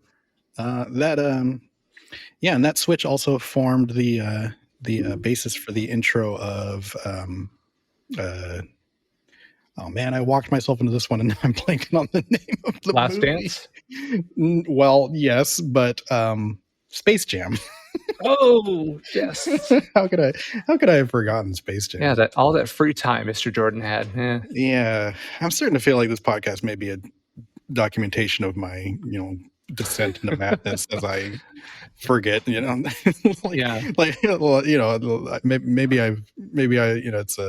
it's a documentation of COVID brain taking over. Cause I feel like every week I forget like 2 or 3 things that like a normal person our age should not be forgetting. Everybody our age should remember Space Jam, the name. Right. But not the new one, at least, for what it's worth. Yeah. That one. I think last week I couldn't get a hold of Christopher Walken. Like that's rough. Anyway, moving on. So births in March of 1994. An interesting cadre here. Pop star Justin Bieber, who I believe was mentioned on episode 3. I was just listening to it today. I'm almost sure he was mentioned on there. I think the number 1 song when Laura Marling's album came out was his Baby. That makes sense. Yeah. Another birth, standout NFL wide receiver Tyreek Hill. Ooh. Puerto Rican singer, actor, and WWE superstar Bad Bunny was also born in this month. Nice. And NBA star Joel Embiid. I like him. The deaths in March of 1994. The main one was John Candy that I had seen. Yeah. Do you have a favorite John Candy role? Man. Yeah. So I think my favorite role, because it's so brief and just so funny, is in Blues Brothers. He's like the sergeant, leading the police force at the show, and he just turns around. Nah, come on, I want to hear these boys play. Yeah. Who wants an orange whip? Orange whip? Orange whip? 3 orange whips. And that's it. I mean, that's his role. But I mean, like Uncle Buck, Home Alone, anything he's in, Cool Runnings is great. I wrote down my favorite. My favorite that I wrote down was Cool Runnings as their team coach. And of course, Barf, the Chewbacca equivalent. Yes. Oh God, how could I forget that? Yeah. And folks, that was the 1994 or the March of 1994 that was. And now we can get into the album proper, as they say. We can get into the album proper, but first, I think we need to maybe share a little back history on one Stephen Patrick Morrissey, as it says on his birth certificate. But to the rest of us, he's just Morrissey. So this, is our first time talking about him. Certainly far from the last, as his work's all over the top 500 NME best albums between solo stuff and the Smiths. So, obviously we're going to touch on different periods of his life. Today, we'll just give you a quick snapshot to get you familiar. But yeah, we'll kind of dive more as it comes up. So he was born May 22nd, 1959, just a few weeks ago. Little Gemini kid there. His parents were both first-generation Irish immigrants. His family moved around a bit when he was a kid, as the country was undergoing their slum removal phase, i.e., gentrifying without an overpriced ramen shop. His mom was a librarian and pushed him to become a very well-read individual. And as you alluded to earlier, mid-70s, he was all about Irish playwright Oscar Wilde. And alongside that, feminist literature? Why not? So he went through music phases, as you'd imagine, a teenager in the 70s and 60s. 60s for him were all about, the singers, the crooners, pop music. 70s, he started getting a little bit more rock and roll and really into the artistic glam type stuff. David Bowie, T-Rex, New York Dolls, and then kind of got himself into the post-punk indie scene. There's even an article that alludes to him saying he was spending his unemployment money on tickets to see, all the groups that had come over from CBGB's, to the UK to say hi. So like Blondie, Talking Heads, you name it. So that's such a yeah. soup that like just hearing all of that, like that as a soup, like makes so much sense. Right. I mean, it definitely informs a lot of his musical identity. It sounds like, just there. So yeah, he definitely was interested in music, and in 1977 joined his first band with a guy named Billy Duffy, who was actually the guitarist for a band that goes on to later success. Funny enough, The Cult. All this cult talk today, we're referencing The Cult. Exactly. And they were a punk band called The Nosebleeds. So in time since, he's more or less denied ever joining the band, but he did write a few songs and perform a couple of shows with them, and then just said, it's not working. It's not for me. But he did stick around the punk scene for a bit. It was definitely, building a lot of friendships there, a lot of relationships and everything. He committed to becoming a professional writer. He was writing for a music magazine called Record Mirror, as well as, publishing and writing little side books. He wrote one about the New York Dolls that sold a couple thousand copies. He wrote a book about James Dean because, he was like, James Dean, why not? So 1978, he met Johnny Marr at one of these shows, but it wasn't until 1982 that Johnny Marr showed up at his doorstep asking him to start a band with him. Isn't that romantic? Yeah. And if I remember, it literally is that, like he like took a train over, like to knock on this guy's door and be like, please. The story goes, Marr, and the name escapes me at the exact moment, but Marr had read in somebody's biography that the way they started a band was showing up at this guy's doorstep and saying, I want to do this. So he just took a cue from that and said, you know what? I'm going to go say hi to Steve and Patrick Morrissey. We're going to do this. So, Morrissey thought about it for a little bit and said, yeah, okay, fine, let's do it. 1983, things started to take off as they were recording a demo. They got to do a John Peel session. They got interviewed in NME and Sounds magazine. In 1984, they released their self-titled album, The Smiths, which reached number 2 on the UK charts. They had released several more albums to great acclaim before Johnny Marr left the band in July of 1987. Another album under the Smiths name came out in September of that year, but the band was done at that point, so no tours, no follow-up really, just kind of on to whatever's next. So instead of finding a replacement and continuing on the Smiths, he began working on solo material, enlisting all new producers and musicians for the album Viva Hate. The first single from the album, Suede Head, arguably one of his more popular singles, peaked at number 5 on the UK charts, which, for bragging rights for him, was higher than any Smith song had ever reached. So he had that going for him, which is nice. The album itself hit number 1 in the UK. So at this point, he had established himself as a solo artist, with an evolved sound from the Smiths, kind of moving on and doing his own thing. In 1981, he released a second solo album, Kill Uncle. This is another top 10 album for Morrissey, and that cult was growing and growing worldwide. Testimony says that he sold out the LA Forum faster than both Michael Jackson and Madonna that year when his tour was announced.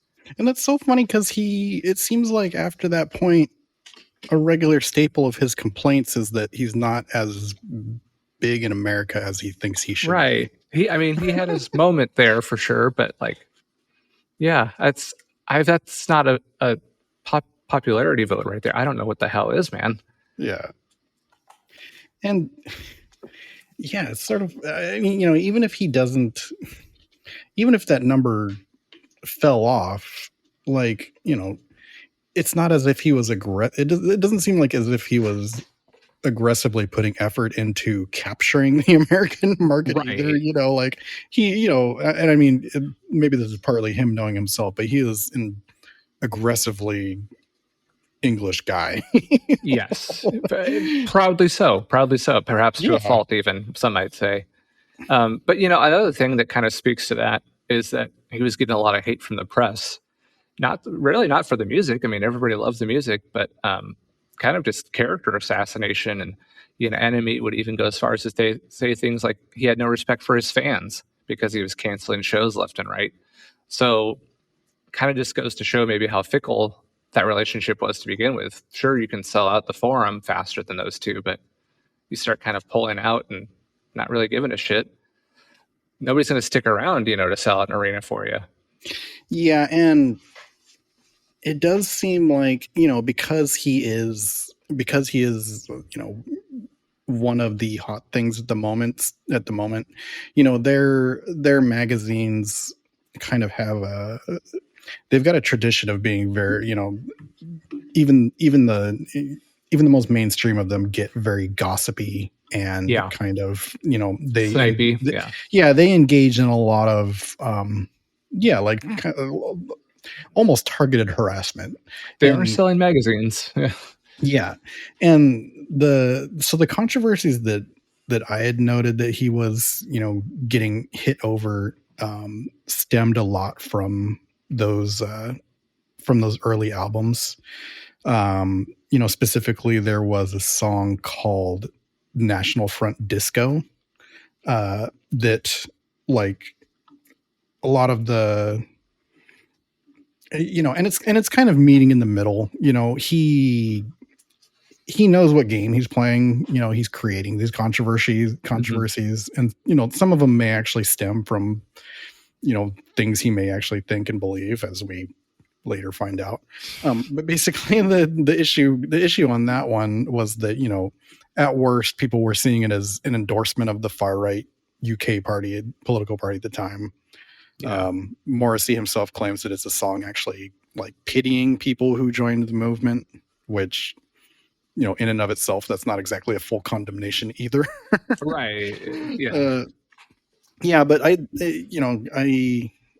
I wrote down in 1992, he also used images of skinhead girls and wrapped himself in a Union Jack flag at a music festival. But also, ironically, at that same music festival, he was getting booed by real neo-Nazis who thought that they thought that he was making fun of them. Hard to say. Yeah. And I don't know if you've got stuff later on his politics, so I don't know if you want me to go into it. We can, let's roll with it a little bit for sure. No, and one thing that I had noticed too got brought up a bit was he was getting very livid about the fact that anything he put out was always being compared to the Smiths instead of just being compared to his music. It was always, well, this isn't How Soon Is Now. This isn't, The Queen Is Dead, but it's good. So he was just fed up hearing it. It was a little bit of the press is going to, use him to spread the gossip. But at the same time, he has no problem saying kiss my ass, guys. Why don't you actually know what the hell you're talking about for once? It's a dance. And, you had mentioned that, he's a writer and he had written for, a newspaper or a music magazine equivalent. So, he is not unfamiliar with what's going on. No, and part of me thinks he's a clever enough guy to know that he's going to stay relevant, even if he's making some headlines. Any attention's good attention, that kind of thinking. Yeah. So, for every 10 of us that say, God, what a fucking dunce, what a weirdo, there's still people out there going to be like, oh, I should check his music out again and go buy a record or two. So, yeah. What did you say what did you say the quote was about Howard Stern? Oh yeah. In the movie Private Parts, they're talking to one of the execs at the company about his Howard's ratings that had come in, and they were just blown away. And they're talking about, how can that be? His numbers are so good. Well, the average listener listens to him for 20 minutes because they want to hear what he says next, and those are the fans. But get this, the average Howard Stern hater listens for 40 minutes. Why? Because they want to hear what he has to say next. Yeah. So it's just like, love him or hate him, especially if he's on the radio or TV, Morrisey's going to sell a magazine. Exactly. He's going to keep himself relevant. Bingo. Let's see. Yeah. So in 1992, the album Your Arsenal came out, hit number 2 on the charts. This time he was kind of working on cultivating a new image, maybe like you alluded to, a little bit more on the far right side, definitely more masculine, got ripped and muscled out, really getting into boxing. That far right viewpoint, at least as I interpreted it, was kind of the outside cultures ruining British culture. At this point, he was definitely, again, no wonder we didn't really love him as much. He was pointing a lot of the fingers at like American culture coming over to the UK and everything getting Americanized and kind of dumbed down, and everybody's using American isms and whatnot in their speech. And he was of the mindset to say, what's wrong with our British stuff? Why do we have to take on all this American shit? So yeah. And he, again, ever the enigma. We can tell from following decades, he does appear to be pretty genuine about the UK for the British mindset. But at the same time, even though he seems sincere about that belief, he's also pretty sincere about some like extreme leftist and anti-capitalist beliefs at the same time. Right. He's a lifelong anti-royalist. He wrote, I believe it's on Viva Hate, but he wrote a song called Margaret on the Guillotine, which, go ahead and guess at the content of that song. Might be our theme song starting next week. Yeah. So, maybe he's not all that bad. But he did get visits from the FBI, the Secret Service, and the UK equivalent of the Secret Service for wishing death upon Thatcher, Ronald Reagan, George W. Bush, and Donald Trump. So, it's a hobby of his, apparently. But they did note that David Cameron apparently avoided getting a Morrissey death wish. However, he and Johnny Marr did join forces to declare that David Cameron is not allowed to be a fan of the Smiths. Interestingly. Fair enough. Yeah, whatever works, I guess. Yeah. So at this point, that's kind of what he's working on. This new Morrissey look, out of the 80s and into the 90s. Brings us to mid 1993 when he begins writing the album we're discussing today, Vauxhall and I. There's a little bit of debate, Morrissey ever the cryptic person sometimes, as to what Vauxhall is actually in reference to. Yeah, I saw there's some that say it's the gay clubs. There's some that say it's the auto manufacturer.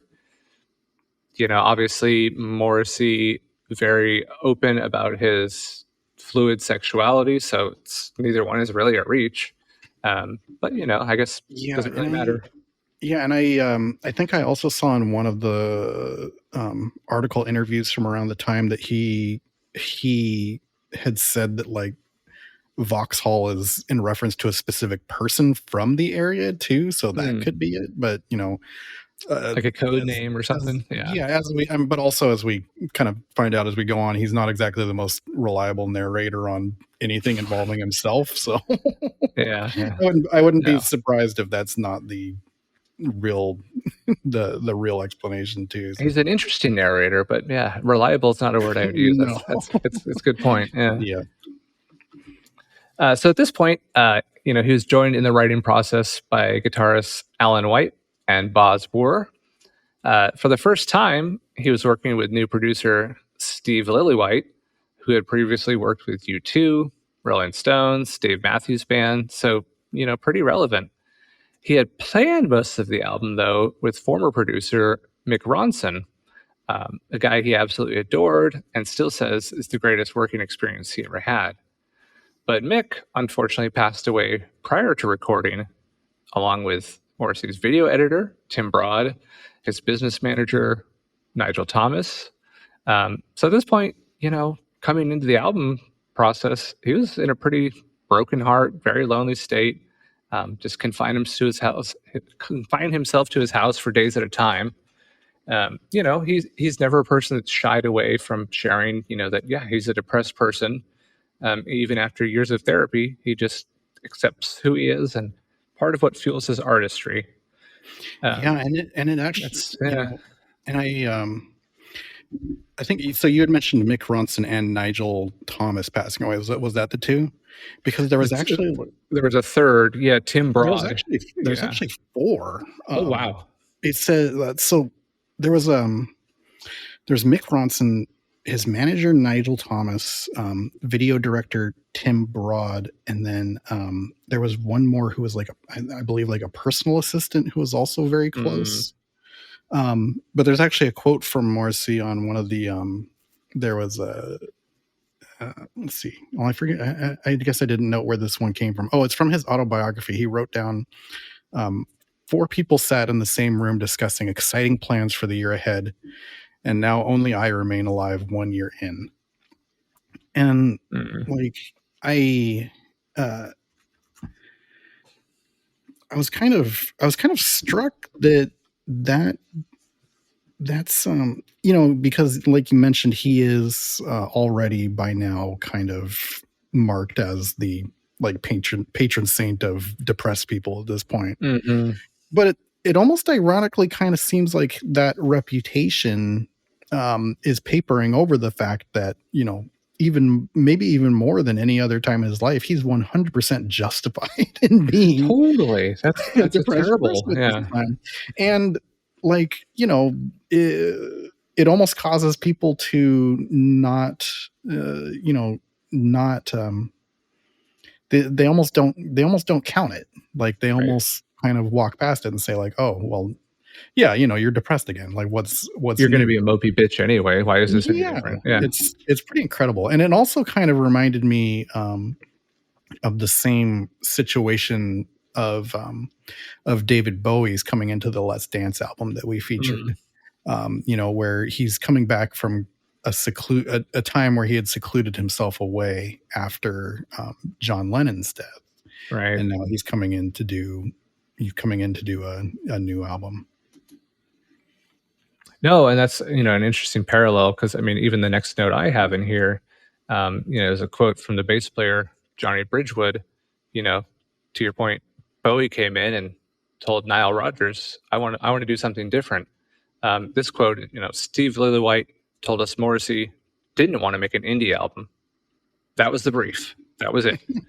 So okay, all things are on the table at this point because he doesn't want to do indie anymore. Cool. So and kind of mission accomplished. He mentions and other people mentions that this is sort of a mature album. Yeah. Even the cover, compared to covers that have come before and album covers that have come since is, it almost looks like a Garth Brooks album cover. Basically. Right. Totally does. Yeah. It's my head on the album cover given a, basically a little cheeky smile, and exactly. It's very inviting. Yeah, right. Yeah, we want to like you now. Definitely can't say about Viva Hate. No, exactly. So for recording, it took place during the summer of 1993. They say June 1st to August 31st, the group got together in a quiet, secluded 25-acre estate by the name of Hook Ann Manor that was owned by David Gilmour of Pink Floyd fame. The band and crew said they had a great time there bonding, going into town to drink every night, play soccer, bowling, just, kind of having fun, when they're not working. Guitarist Boz Borer had came into the session with a couple of tapes worth of song he had written over the last couple of years. 5 of them eventually found their lyrical matches and made it to the album. So those were My Heart Is Full, Billy Budd, Why Don't You Find Out For Yourself, and The More You Ignore Me, The Closer I Get. So that was something, the music was already there. Kind of a cool head start. Billy Budd was the first thing recorded during the album process. One thing that was interesting to me was they found themselves kind of rewriting songs as the process went along. Like they would record a song and then record the next song and say, well, we're actually leaning more in this direction for the sound. Why don't we go back and add this new insight to the last song we did? So it almost is kind of like, we learned something new, we're going to build on the old song. We learned something new, we're going to, cycle it into the old song, whether it's a production technique, whether it's a sound on the guitar or how they're miking the drums. So yeah, they eventually find themselves like cycling through a lot of different versions. 3 versions of Why Don't You Find Out For Yourself before settling on the third. Other than not indie, the guys felt like there wasn't really a sound they were trying to capture. It just kind of became an organic thing that they found over the course of the 3-month process. Again, a quote from Johnny Bridgewood on this. On recording sessions, Morrissey doesn't give direction in a musical way. It may be a mood or a feeling he conveys. He lets everyone get on with their part and is quite open-minded in that regard. If he's not happy, then a different approach is tried. It was never a big deal, though. Kind of reminds you a little bit of, how we talked about with Coltrane last week. There's no notes per se. It's just kind of, this is the energy I'm feeling. This is what I'm trying to convey. Let's see what we come up with. And, again, it kind of worked. Yeah, and you mentioned one of the other guy in there, Alan White. He becomes kind of he becomes a real close partner of Morrissey's. He's credited on almost all of the Morrissey solo work from 1991 through 2007. Wow, yeah. Doing the same kind of thing where he's writing music for him to write lyrics and a vocal melody over. Yeah, it definitely, seemed like an open collaborative effort as far as like he trusted his musicians to come in and, lay the groundwork really well. And then, his moment to shine was, I'm going to do lyrics, I'm going to sing. Just give me something fun to sing over. Yeah, he seems to become kind of him and Boz become kind of important figures for Morrissey, like post Johnny Marr. Yeah. Maybe it's just me reading into it, but like I didn't see a lot of evidence to dispute the idea that they were being leaned on as basically like a replacement / stand-in for Johnny Marr and doing the same sort of thing for Morrissey. Yeah. The thing I thought of was there's an episode of The Critic where Siskel and Ebert like break up and they both court Jay Sherman, the main character, to try and replace the other one. They're dressing him up like the other. Yeah, I can't remember who does that. The like dressing up, and the other one like keeps referring to him as the other one's name. Put on this wig. Put on this sweater. Yeah. Whatever you say, Gene. Yeah. I'm not Gene. But he ends up having 84 total songwriting credits alongside Morrissey. Wow. And then after 2004 or so, where I think they may have had some kind of falling out, he went on to work with and this list kind of raised my eyebrow because it wasn't the list I was expecting, but here's some of the artists that he worked on afterwards, or that this is Alan White afterwards. Yeah, this is Alan White, the guitarist and songwriter.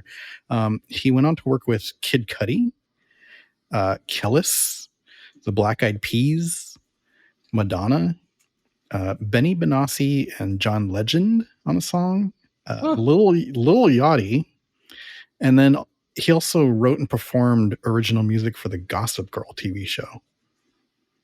Wow. All right. So, not exactly where I would have expected the co-songwriter with Morrisey to end up. Those sound like a good money-making opportunity, though, with some of those names. Yeah, he definitely apparently had the chops for songwriting and production. So definitely, with recording, talking about those songs that came in. My Heart Is Full was actually just ended up being the demo that Boz brought in with some overdubs applied to it. We're just going back and forth, making all these different versions, and let's use the first with just a few things added in. And so it sounded like it was a good process for them. They had a good collaborative effort again.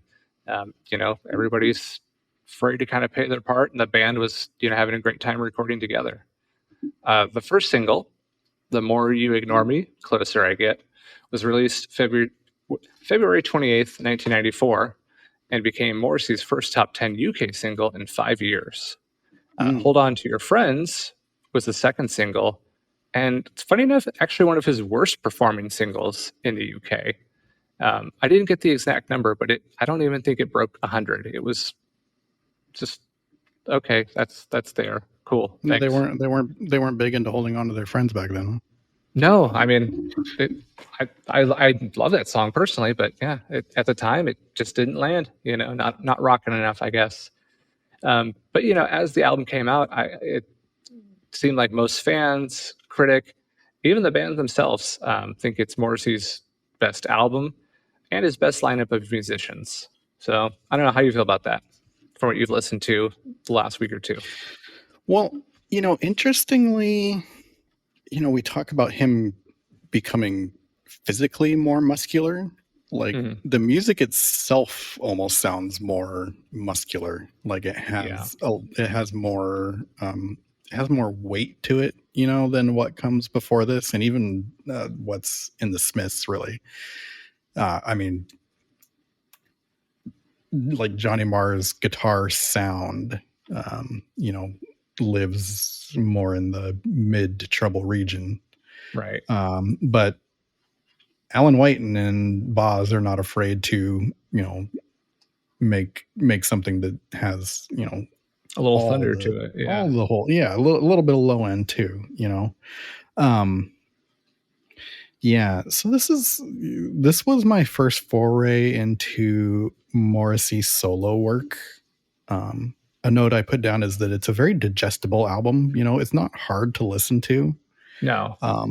Which is actually kind of a feat when you consider how much of it is like lyrically kind of negative and very focused on complaints and slights against himself. Like it sounds good. It's just it really does. Like if I'm not paying attention, like I wouldn't guess that's what's being sung about. Right.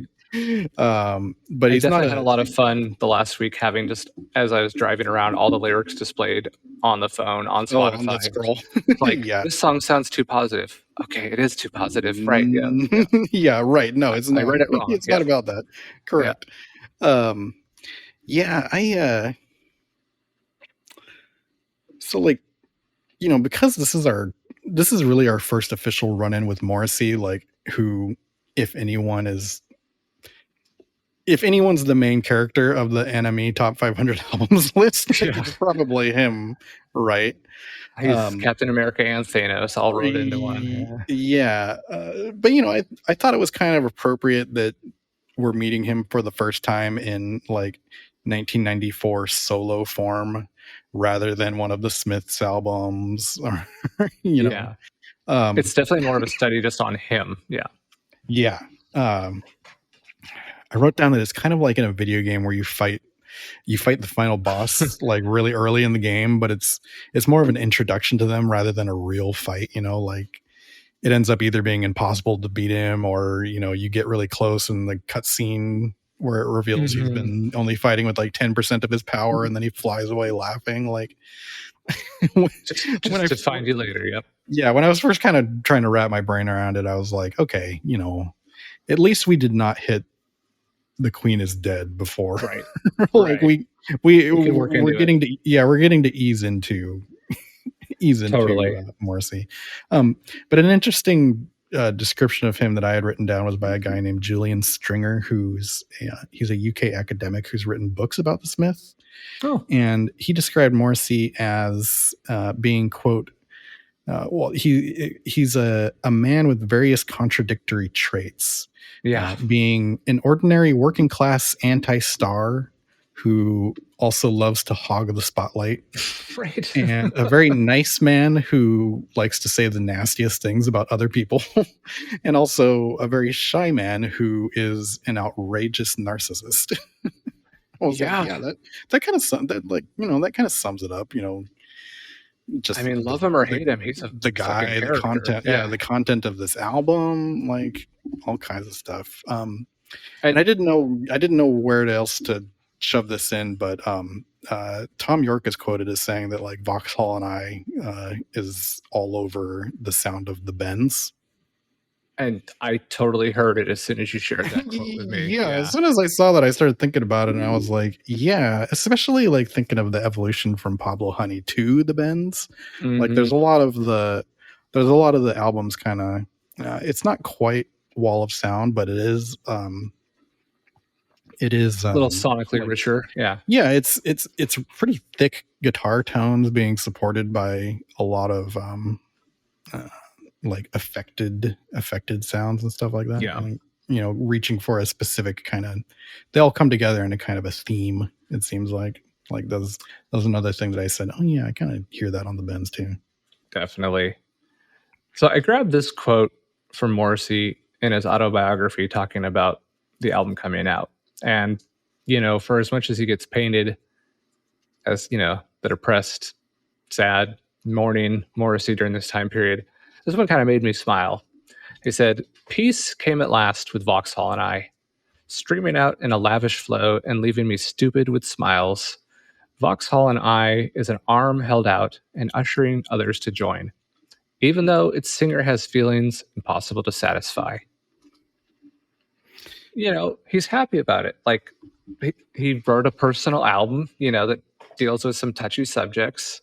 He's proud of it. And I think that's just great, for the rap he gets, He is quoted a few times as saying that, around the release that he thinks this is his best, and it's the thing he likes most that he put out. About him being happy, there was something I pulled from, there's a magazine called Details Magazine that did an interview from when the album was coming out, and he denied that the album is him being happy, but he did say that it's him being happier. Yeah. He said he says it's more about getting old, or him coming to terms with the fact that he doesn't. He says coming to terms with the fact that he doesn't need to be famous and feeling relief from that, and maybe that's what people are hearing.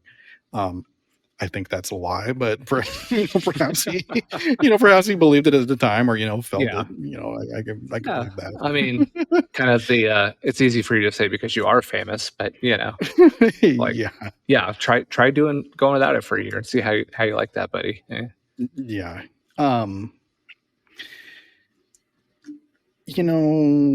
Sometimes I feel like sometimes we do albums and it's like hard to remember track names or remember like which tune a certain song goes with, but like maybe it's a feature of, it's not a long album, it's 38 minutes, but even with that, like this is one of the, I don't know what it indicates. I'm afraid to say that it indicates that like I really liked this album, but I do. I can look at the entire track list and remember exactly which song is which, whatever is doing that. I mean, were you afraid you might like it or something there? Yeah, apparently. I did want to note here that I reached out for a quote from one of our enemy contacts, Mr. Alan Woodhouse, and I asked him, if he had any thoughts on Morrissey and Vauxhall and I, and he sent back, "Hiya. this is a tricky one as I'm not really a fan of his solo work and as a person. And he did not follow up. So read into that how you must. I mean, Yeah. but again, somebody that worked for NME, a magazine that spread plenty of shit about him, but also gave him the #1 album. So yeah, and talk about a polarizing relationship. Yeah, and also someone who clearly doesn't appreciate Morrissey's newfound politics, basically. Yeah, which I can agree with. I think in the few contexts we've had, there's definitely been some, I don't know if it's regret or some revisionist history that that nobody would keep that album #1 now, and maybe some would get bumped off just because it's a character at this point. Yeah. But I don't know. Again, he's you not guys Michael did do it Jackson. at one He's point. not Puff Daddy. He's not Kanye. Yeah. He's not great, but there's worse. Yeah, precisely. So a few magazine reviews though. Pitchfork, the one that gave Bluey a 6.5 and Daft Punk's Discovery.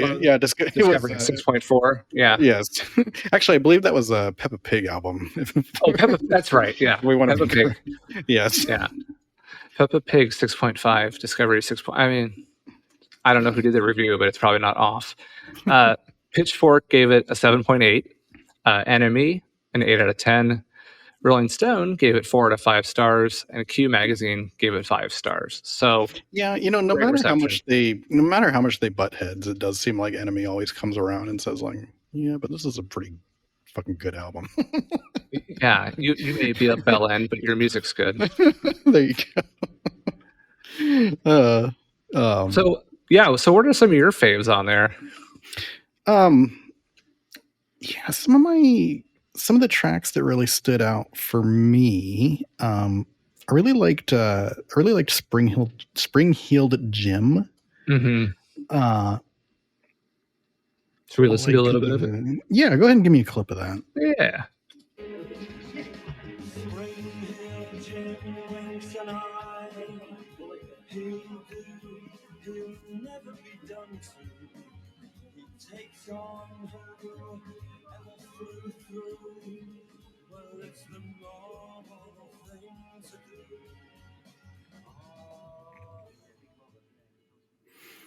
Yeah, so where the album doesn't land for me is sometimes on something like Now My Heart Is Full, where the musical background plays it a little too close to what Morrissey is doing and what Morrissey is almost always doing, which is, he kind of locks into a narrow register, and it's one that he sounds great in.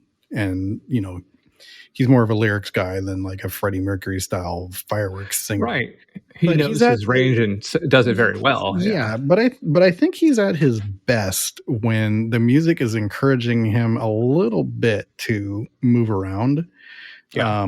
Which I feel like Spring Heeled Jim does. And then outside of that, I also it feels like there's a bit of a Joy Division influence creeping in there. Mm-hmm. Which, when it's kind of mixed with this version of Morrissey, starts to remind me a lot of Interpol, which I really like. Yeah, I also felt like I listened to it again today. There's a bit of My Bloody Valentine, kind of that ambient, sustained guitar tone, especially in that song, and building that that happens a lot on the album. That's true. Yeah.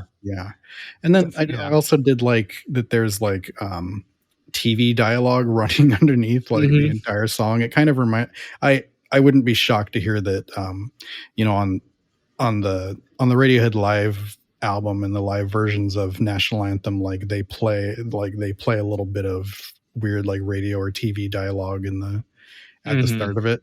I wouldn't be shocked to hear them say oh yeah, we got that from Spring Heeled Jim. We ripped that from Vauxhall. Yeah, exactly. Yeah. But yeah, that track's a highlight to me. Another one I really enjoyed was Why Don't You Find Out for Yourself? Yeah. The music is almost like folk Morrissey, which is kind of interesting. Let's take a listen here real quick. Special interest in your career. They wanna help you to grow and then siphon all your dough. Why don't you find out for yourself? Then you'll see the glass hidden in the grass. I absolutely love that line. Then you'll see the glass hidden in the grass. Like, Yeah, that's for really such good. a major key positive song. It's like, oh God, that's a that foreboding lyric there. Yeah. I love the sound. I love the lyrics on that one. It reminded me of a little bit of like the Aztec camera sound almost. Yeah. Now that you say that, definitely. I just, I mean, it's funny. The subjects on the album are always, they're always very, there's a specific thing he's talking about, but he also has the ability to keep it general and keep it kind of efficiently poetic enough that, there's times, so another band or another artist that is kind of contemporary to him and the Smiths would be Jarvis Cocker and Pulp, right? Mm-hmm. Like Jarvis Cocker, he's even quoted sometimes as saying, like, he saw Morrissey and he saw the Smiths and was like, fuck, we're never gonna make it. Like he's doing what I'm trying to do, and like people love it. But Jarvis Cocker can get pretty specific too about the same thing, but he starts, he paints very literal pictures where Morrissey somehow avoids doing that most of the time. Like, it's really interesting. And also, as kind of an aside, so I did a Google search asking what Morrissey thought about Jarvis Cocker and Pulp. And the result that comes up is the Google AI summary of it. And the quote it gave me was, Morrissey has been slightly obsessed with Pulp, praising songs like Common People, Remember the First Time, and Babies. And I was like, wow, really? So I started searching around a little more, and then I clicked into like, what it's using as its evidence for that. And when I did, it revealed that the source of that assertion is not Morrissey. It's a Morrissey fan site forum, a random user saying that. But, because they said that on a website that has Morrissey's name all over it, the fucking Google AI mashes that into an answer, implying that that Morrissey is, quote, slightly obsessed with Pulp. And so what you're saying is don't take the first search result and call it good. Yeah. It's just absolutely insane to me how much money and like attention and everything is being wasted on specifically that dumb shit over at Google. like half the time you Google something, the top of the page now is like a 72 size font of a completely inaccurate answer or response to whatever you're looking at. Yeah. And it's like, AI is pretty half decent at like 3 kinds of ho-hum tasks, right? Like summing up long bits of writing, sketching out like initial ideas in writing, and like photoshopping numerical answers. Yeah. Photoshopping together like a new image that's basically just straight up stealing thousands upon thousands of other people's images and like photoshopping it together into something new.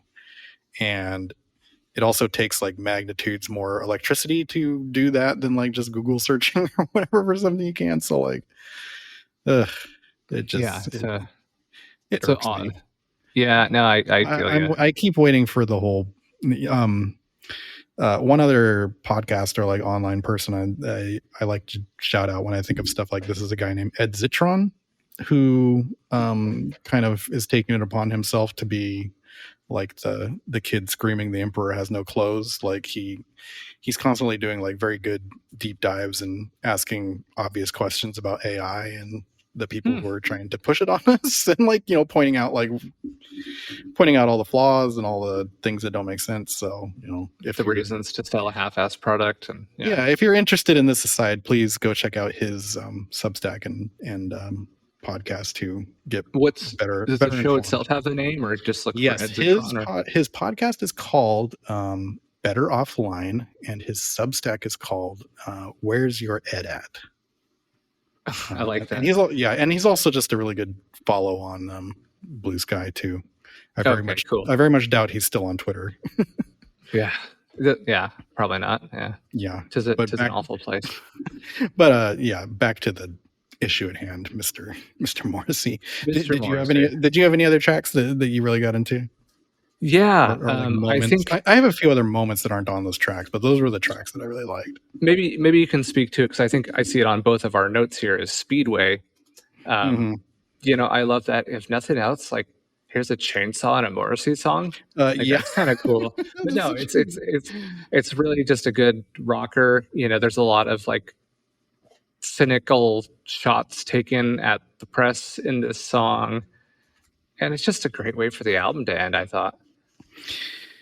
Yeah, and it's funny that, you know, like we mentioned before, that the album is often noted as Morrissey like maturing, but like I don't know what people are pointing to, you know, besides like the fact that it doesn't include a track like Margaret on the Guillotine, right? From, you know, it's maybe just, which is literally just him saying, you know, hey, the prime minister getting killed is a wonderful dream, and by the way, everybody should make that dream real.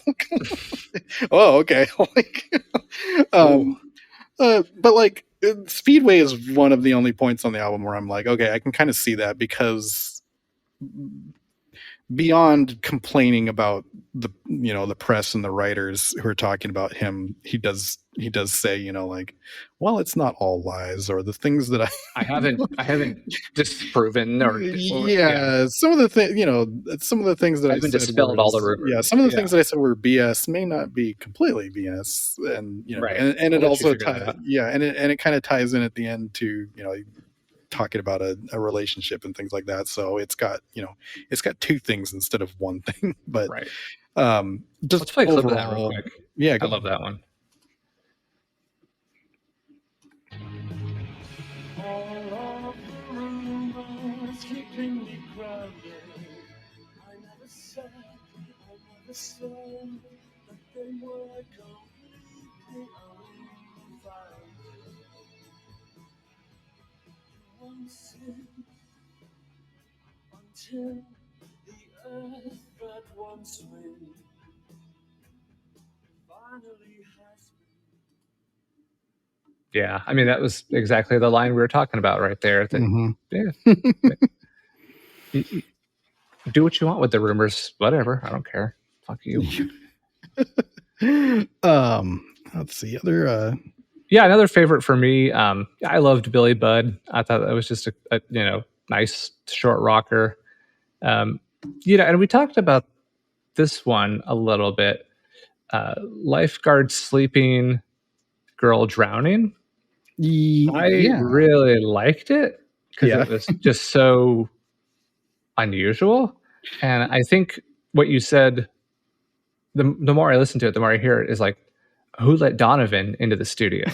Like, it doesn't sound like Morrissey. It's very different.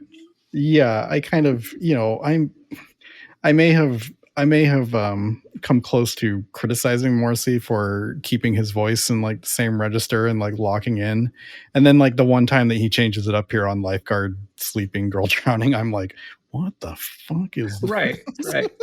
So, you know, perhaps I'm the one who's wrong. Hey, you know, if Morrissey can be contradictory, why can't you? Yeah, but it's not a bad song overall. Like, no. It's telling like a interesting, like, dark story. Let's give it a quick listen. I may be, yeah. Always looking for attention, always needs to be mentioned. Who does she think she should be? The shrill cry through darkening air, doesn't she know?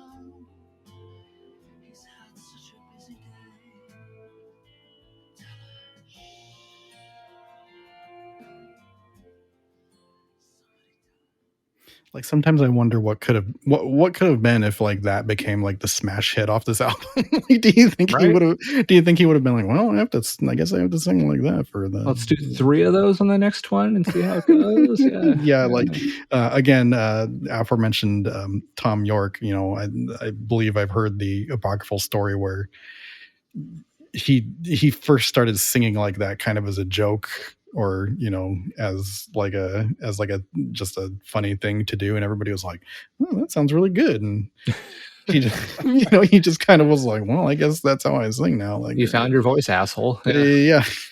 Congratulations. Yeah.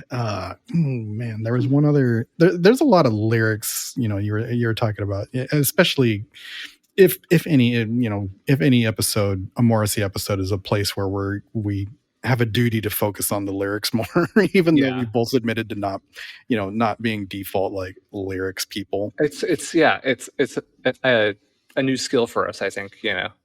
Yeah. I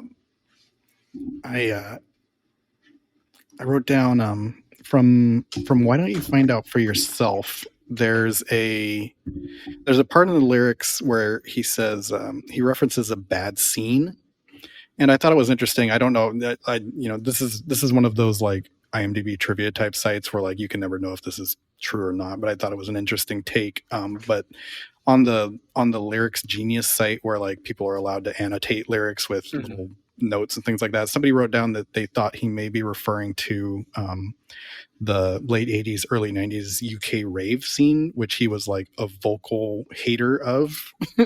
So I was like, yeah, I could see that being true. I don't know how we would ever prove it, but right.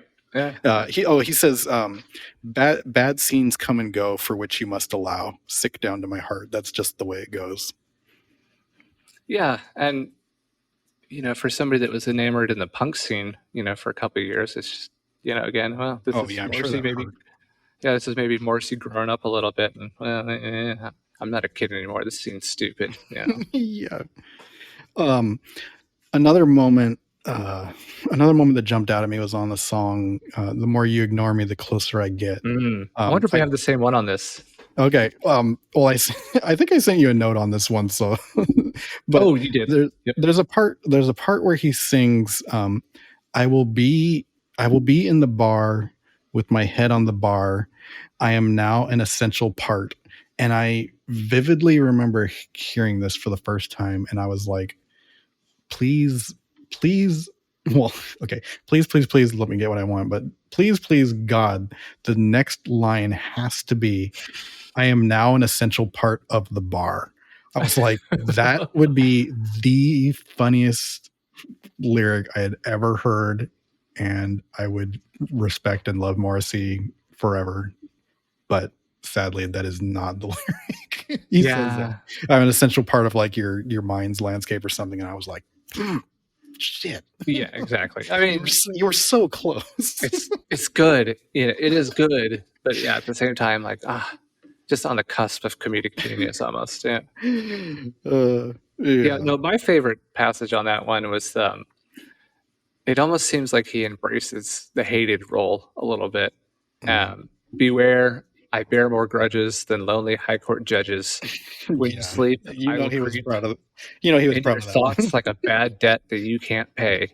Like, okay, tell us how you really. It's almost like his version of it's like a stalker song, like the Every Breath You Take. Yeah, like this is his like version of that. How many people dance to "The More You Ignore Me, the Closer I Get" at a wedding? And it was the single, so like it must have happened. Oh, probably. And it was funny that you mentioned, you know, that he had a phase where he was into, you know, like the pop in the '60s kind of singer crooner era. Because I wrote down for "Hold On to Your Friends," I wrote down like this is what I'd expect to get back if I had asked Morrissey to write a Sinatra song. Very much so. Yeah. Yeah. No, that's a good one. Trying to think if there's any more that stood out to me off the top of my head.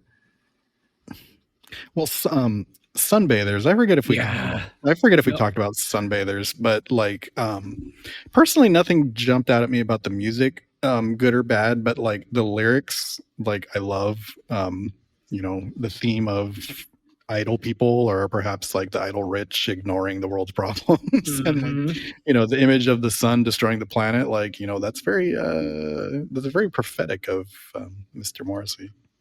A world war was announced days ago, but they didn't know. Yeah. I mean, there's a little bit of disconnect. I could see that.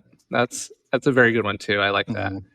Yeah. So I guess, parting shots on Vauxhall and I. What do you think of it, man? I mean, it definitely. What did you know coming into it? How about let's start there? Oh, I didn't. I probably, I just knew like the Smiths' history and kind of the fact that he had gone off solo for a while, but I don't believe I had heard very many of the solo tracks, just in passing and stuff like that. And as I had mentioned on the end of the last episode, I was kind of like, oh boy, like here we go. I mean, I did have a sense. I did have a sense. It's on the list. Like, could it really be awful? Like, probably not. But like at the same time, I was like, oh boy, we have to listen to Morrissey's solo album. But it definitely grew on me the more and more it went by, and I did kind of, I get the draw. Yeah. I don't know that I'm going to rush the stage and like try and hug him anytime soon, but but like I definitely get what people are getting out of this, and like why they love the guy. I mean, if he comes to Seattle, like I might drop like a Met Steakhouse gift card in his gift bin or something like that. But, I don't know if I'm probably not building a candle out of my earwax form or anything though. But, I mean, same for me though. Like, I knew the Smiths somewhat.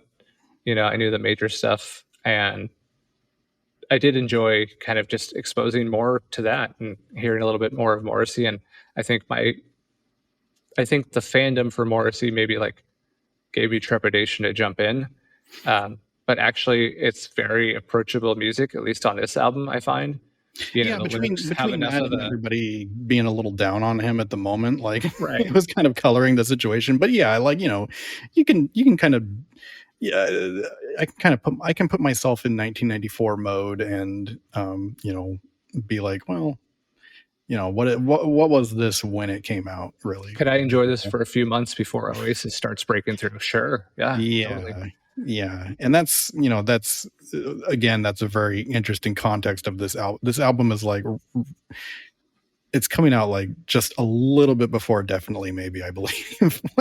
It's everything is right around the corner. Like it all happens within the year, like right after this. Yeah, you used the term earlier, swan song. It definitely feels like kind of a swan song for the 80s British guard to some extent. I mean, obviously he kept putting out albums, but the commercial and like, cultural impact was not as profound as this, where this one was. Yeah. I didn't have a bad time with it. Nah. I guess I'd do it again. Yeah. So our next segment, the real Mr. Morrissey might have a problem with it. Colonel Morrissey would probably love it, but it's a little something we like to call Meet Me in the Bathroom. Unless you've got anything you want to do before we meet inside the bathroom.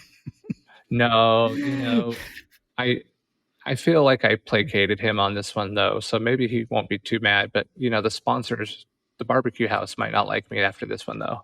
Oh, okay. So we've done a little bit of a flip.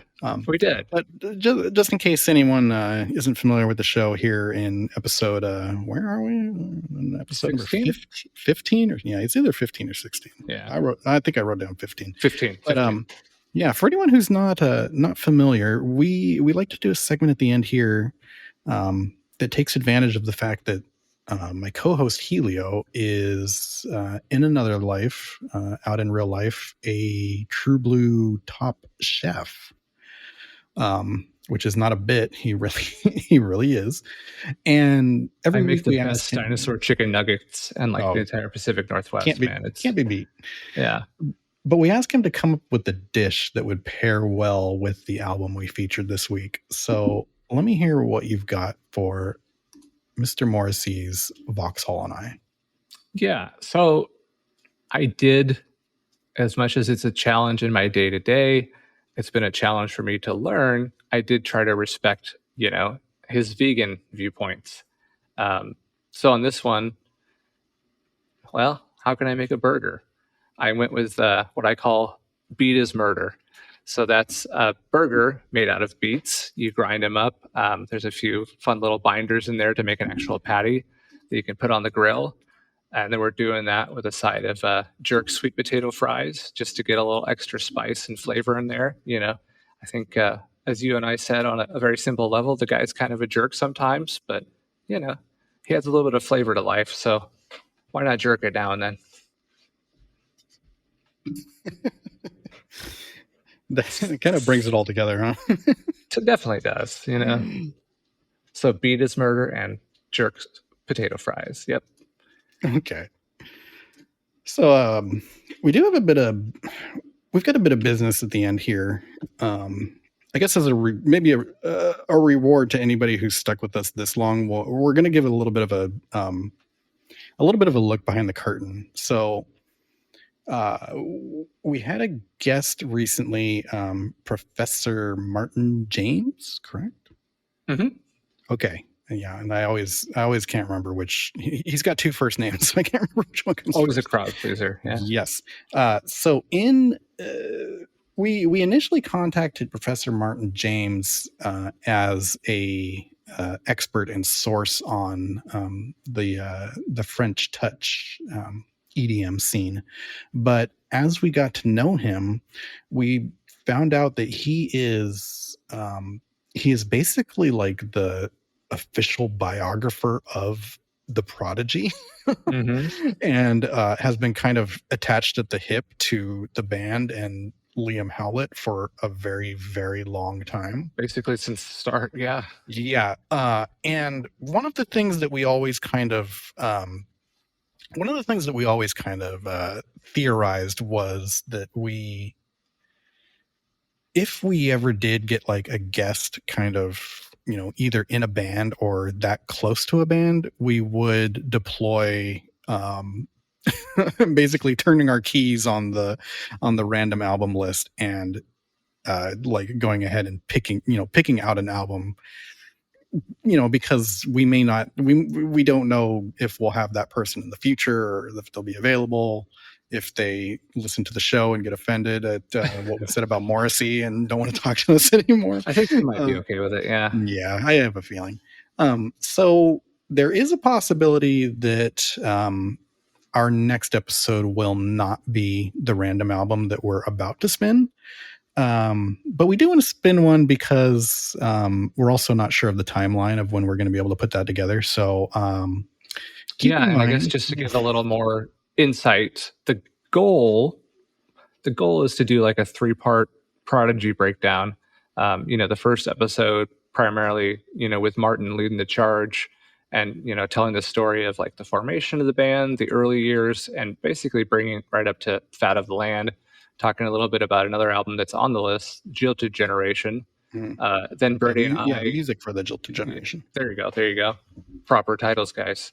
And then Breddy and I would break down the Fat of the Land, an episode that we both love. And, as I said earlier, been listening to a lot of lately.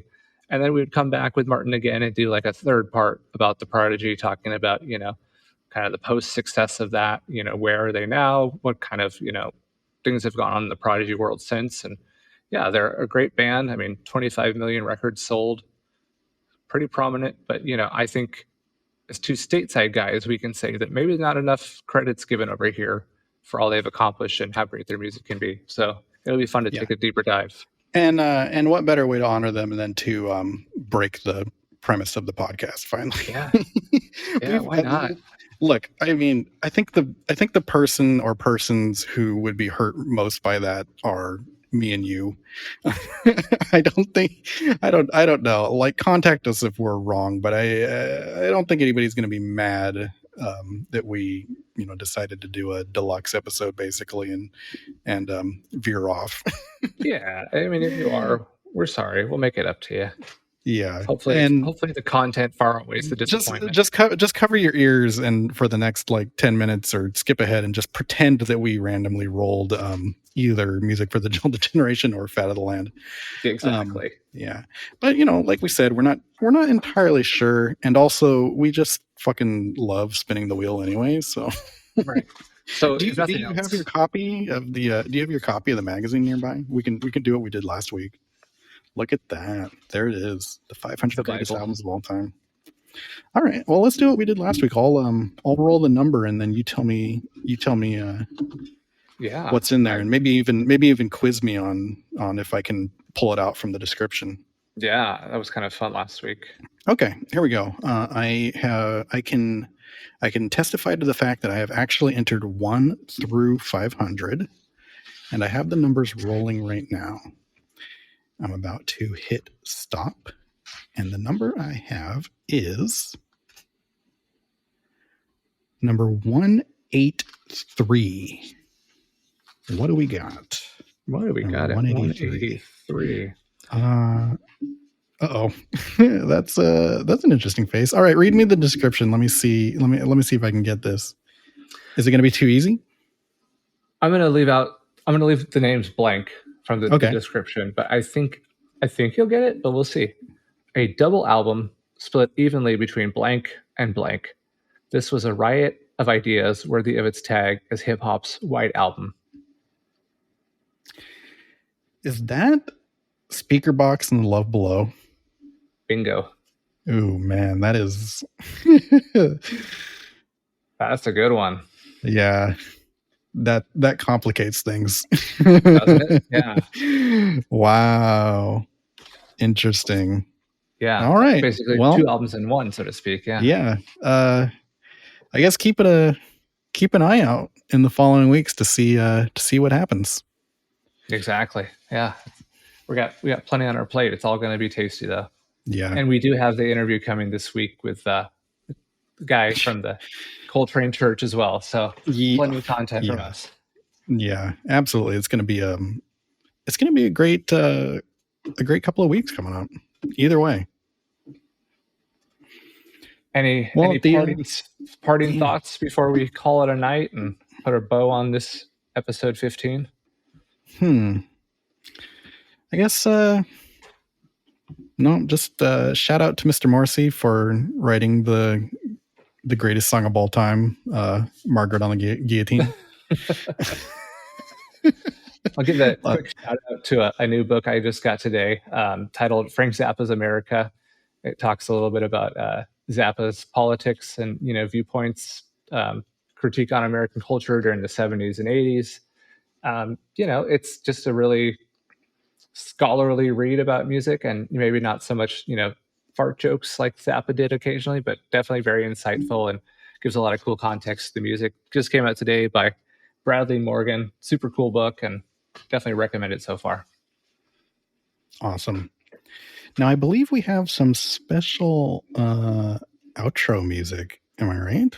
We do indeed. So this was would you like to introduce it? Yeah, this was a track that I found while searching for something that may be able to go behind the Colonel Morrissey segment, but the fact that it exists kind of blew my mind so much that I wanted it to be featured on its own. So maybe roll it and we can comment on it as it goes out. Yeah.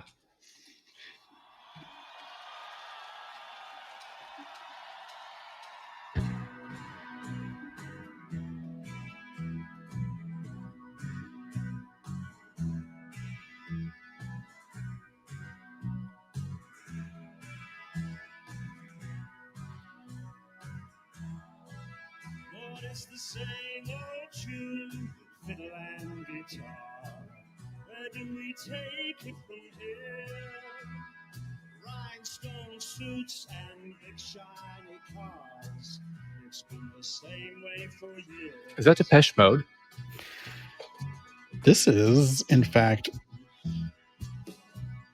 Morrissey covering are you sure Hank did it this way? Now, who originally did that song? Because I know I've heard like a billion covers of it. Is it Waylon Jennings?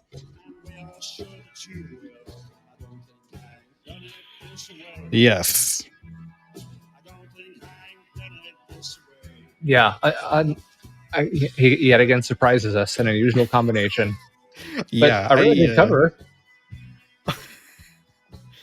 Yeah, I mean, it may be that we're nearly crossing into 1:30 a.m., but I have zero words for this. This is amazing. I could not believe that it exists, and also that we did not find it while searching for music to use for Colonel Morrissey. I mean, we ended up finding a country cover of was it A Light That Never Goes Out? Yes. So how in the world did we find that and we did not find this? Right.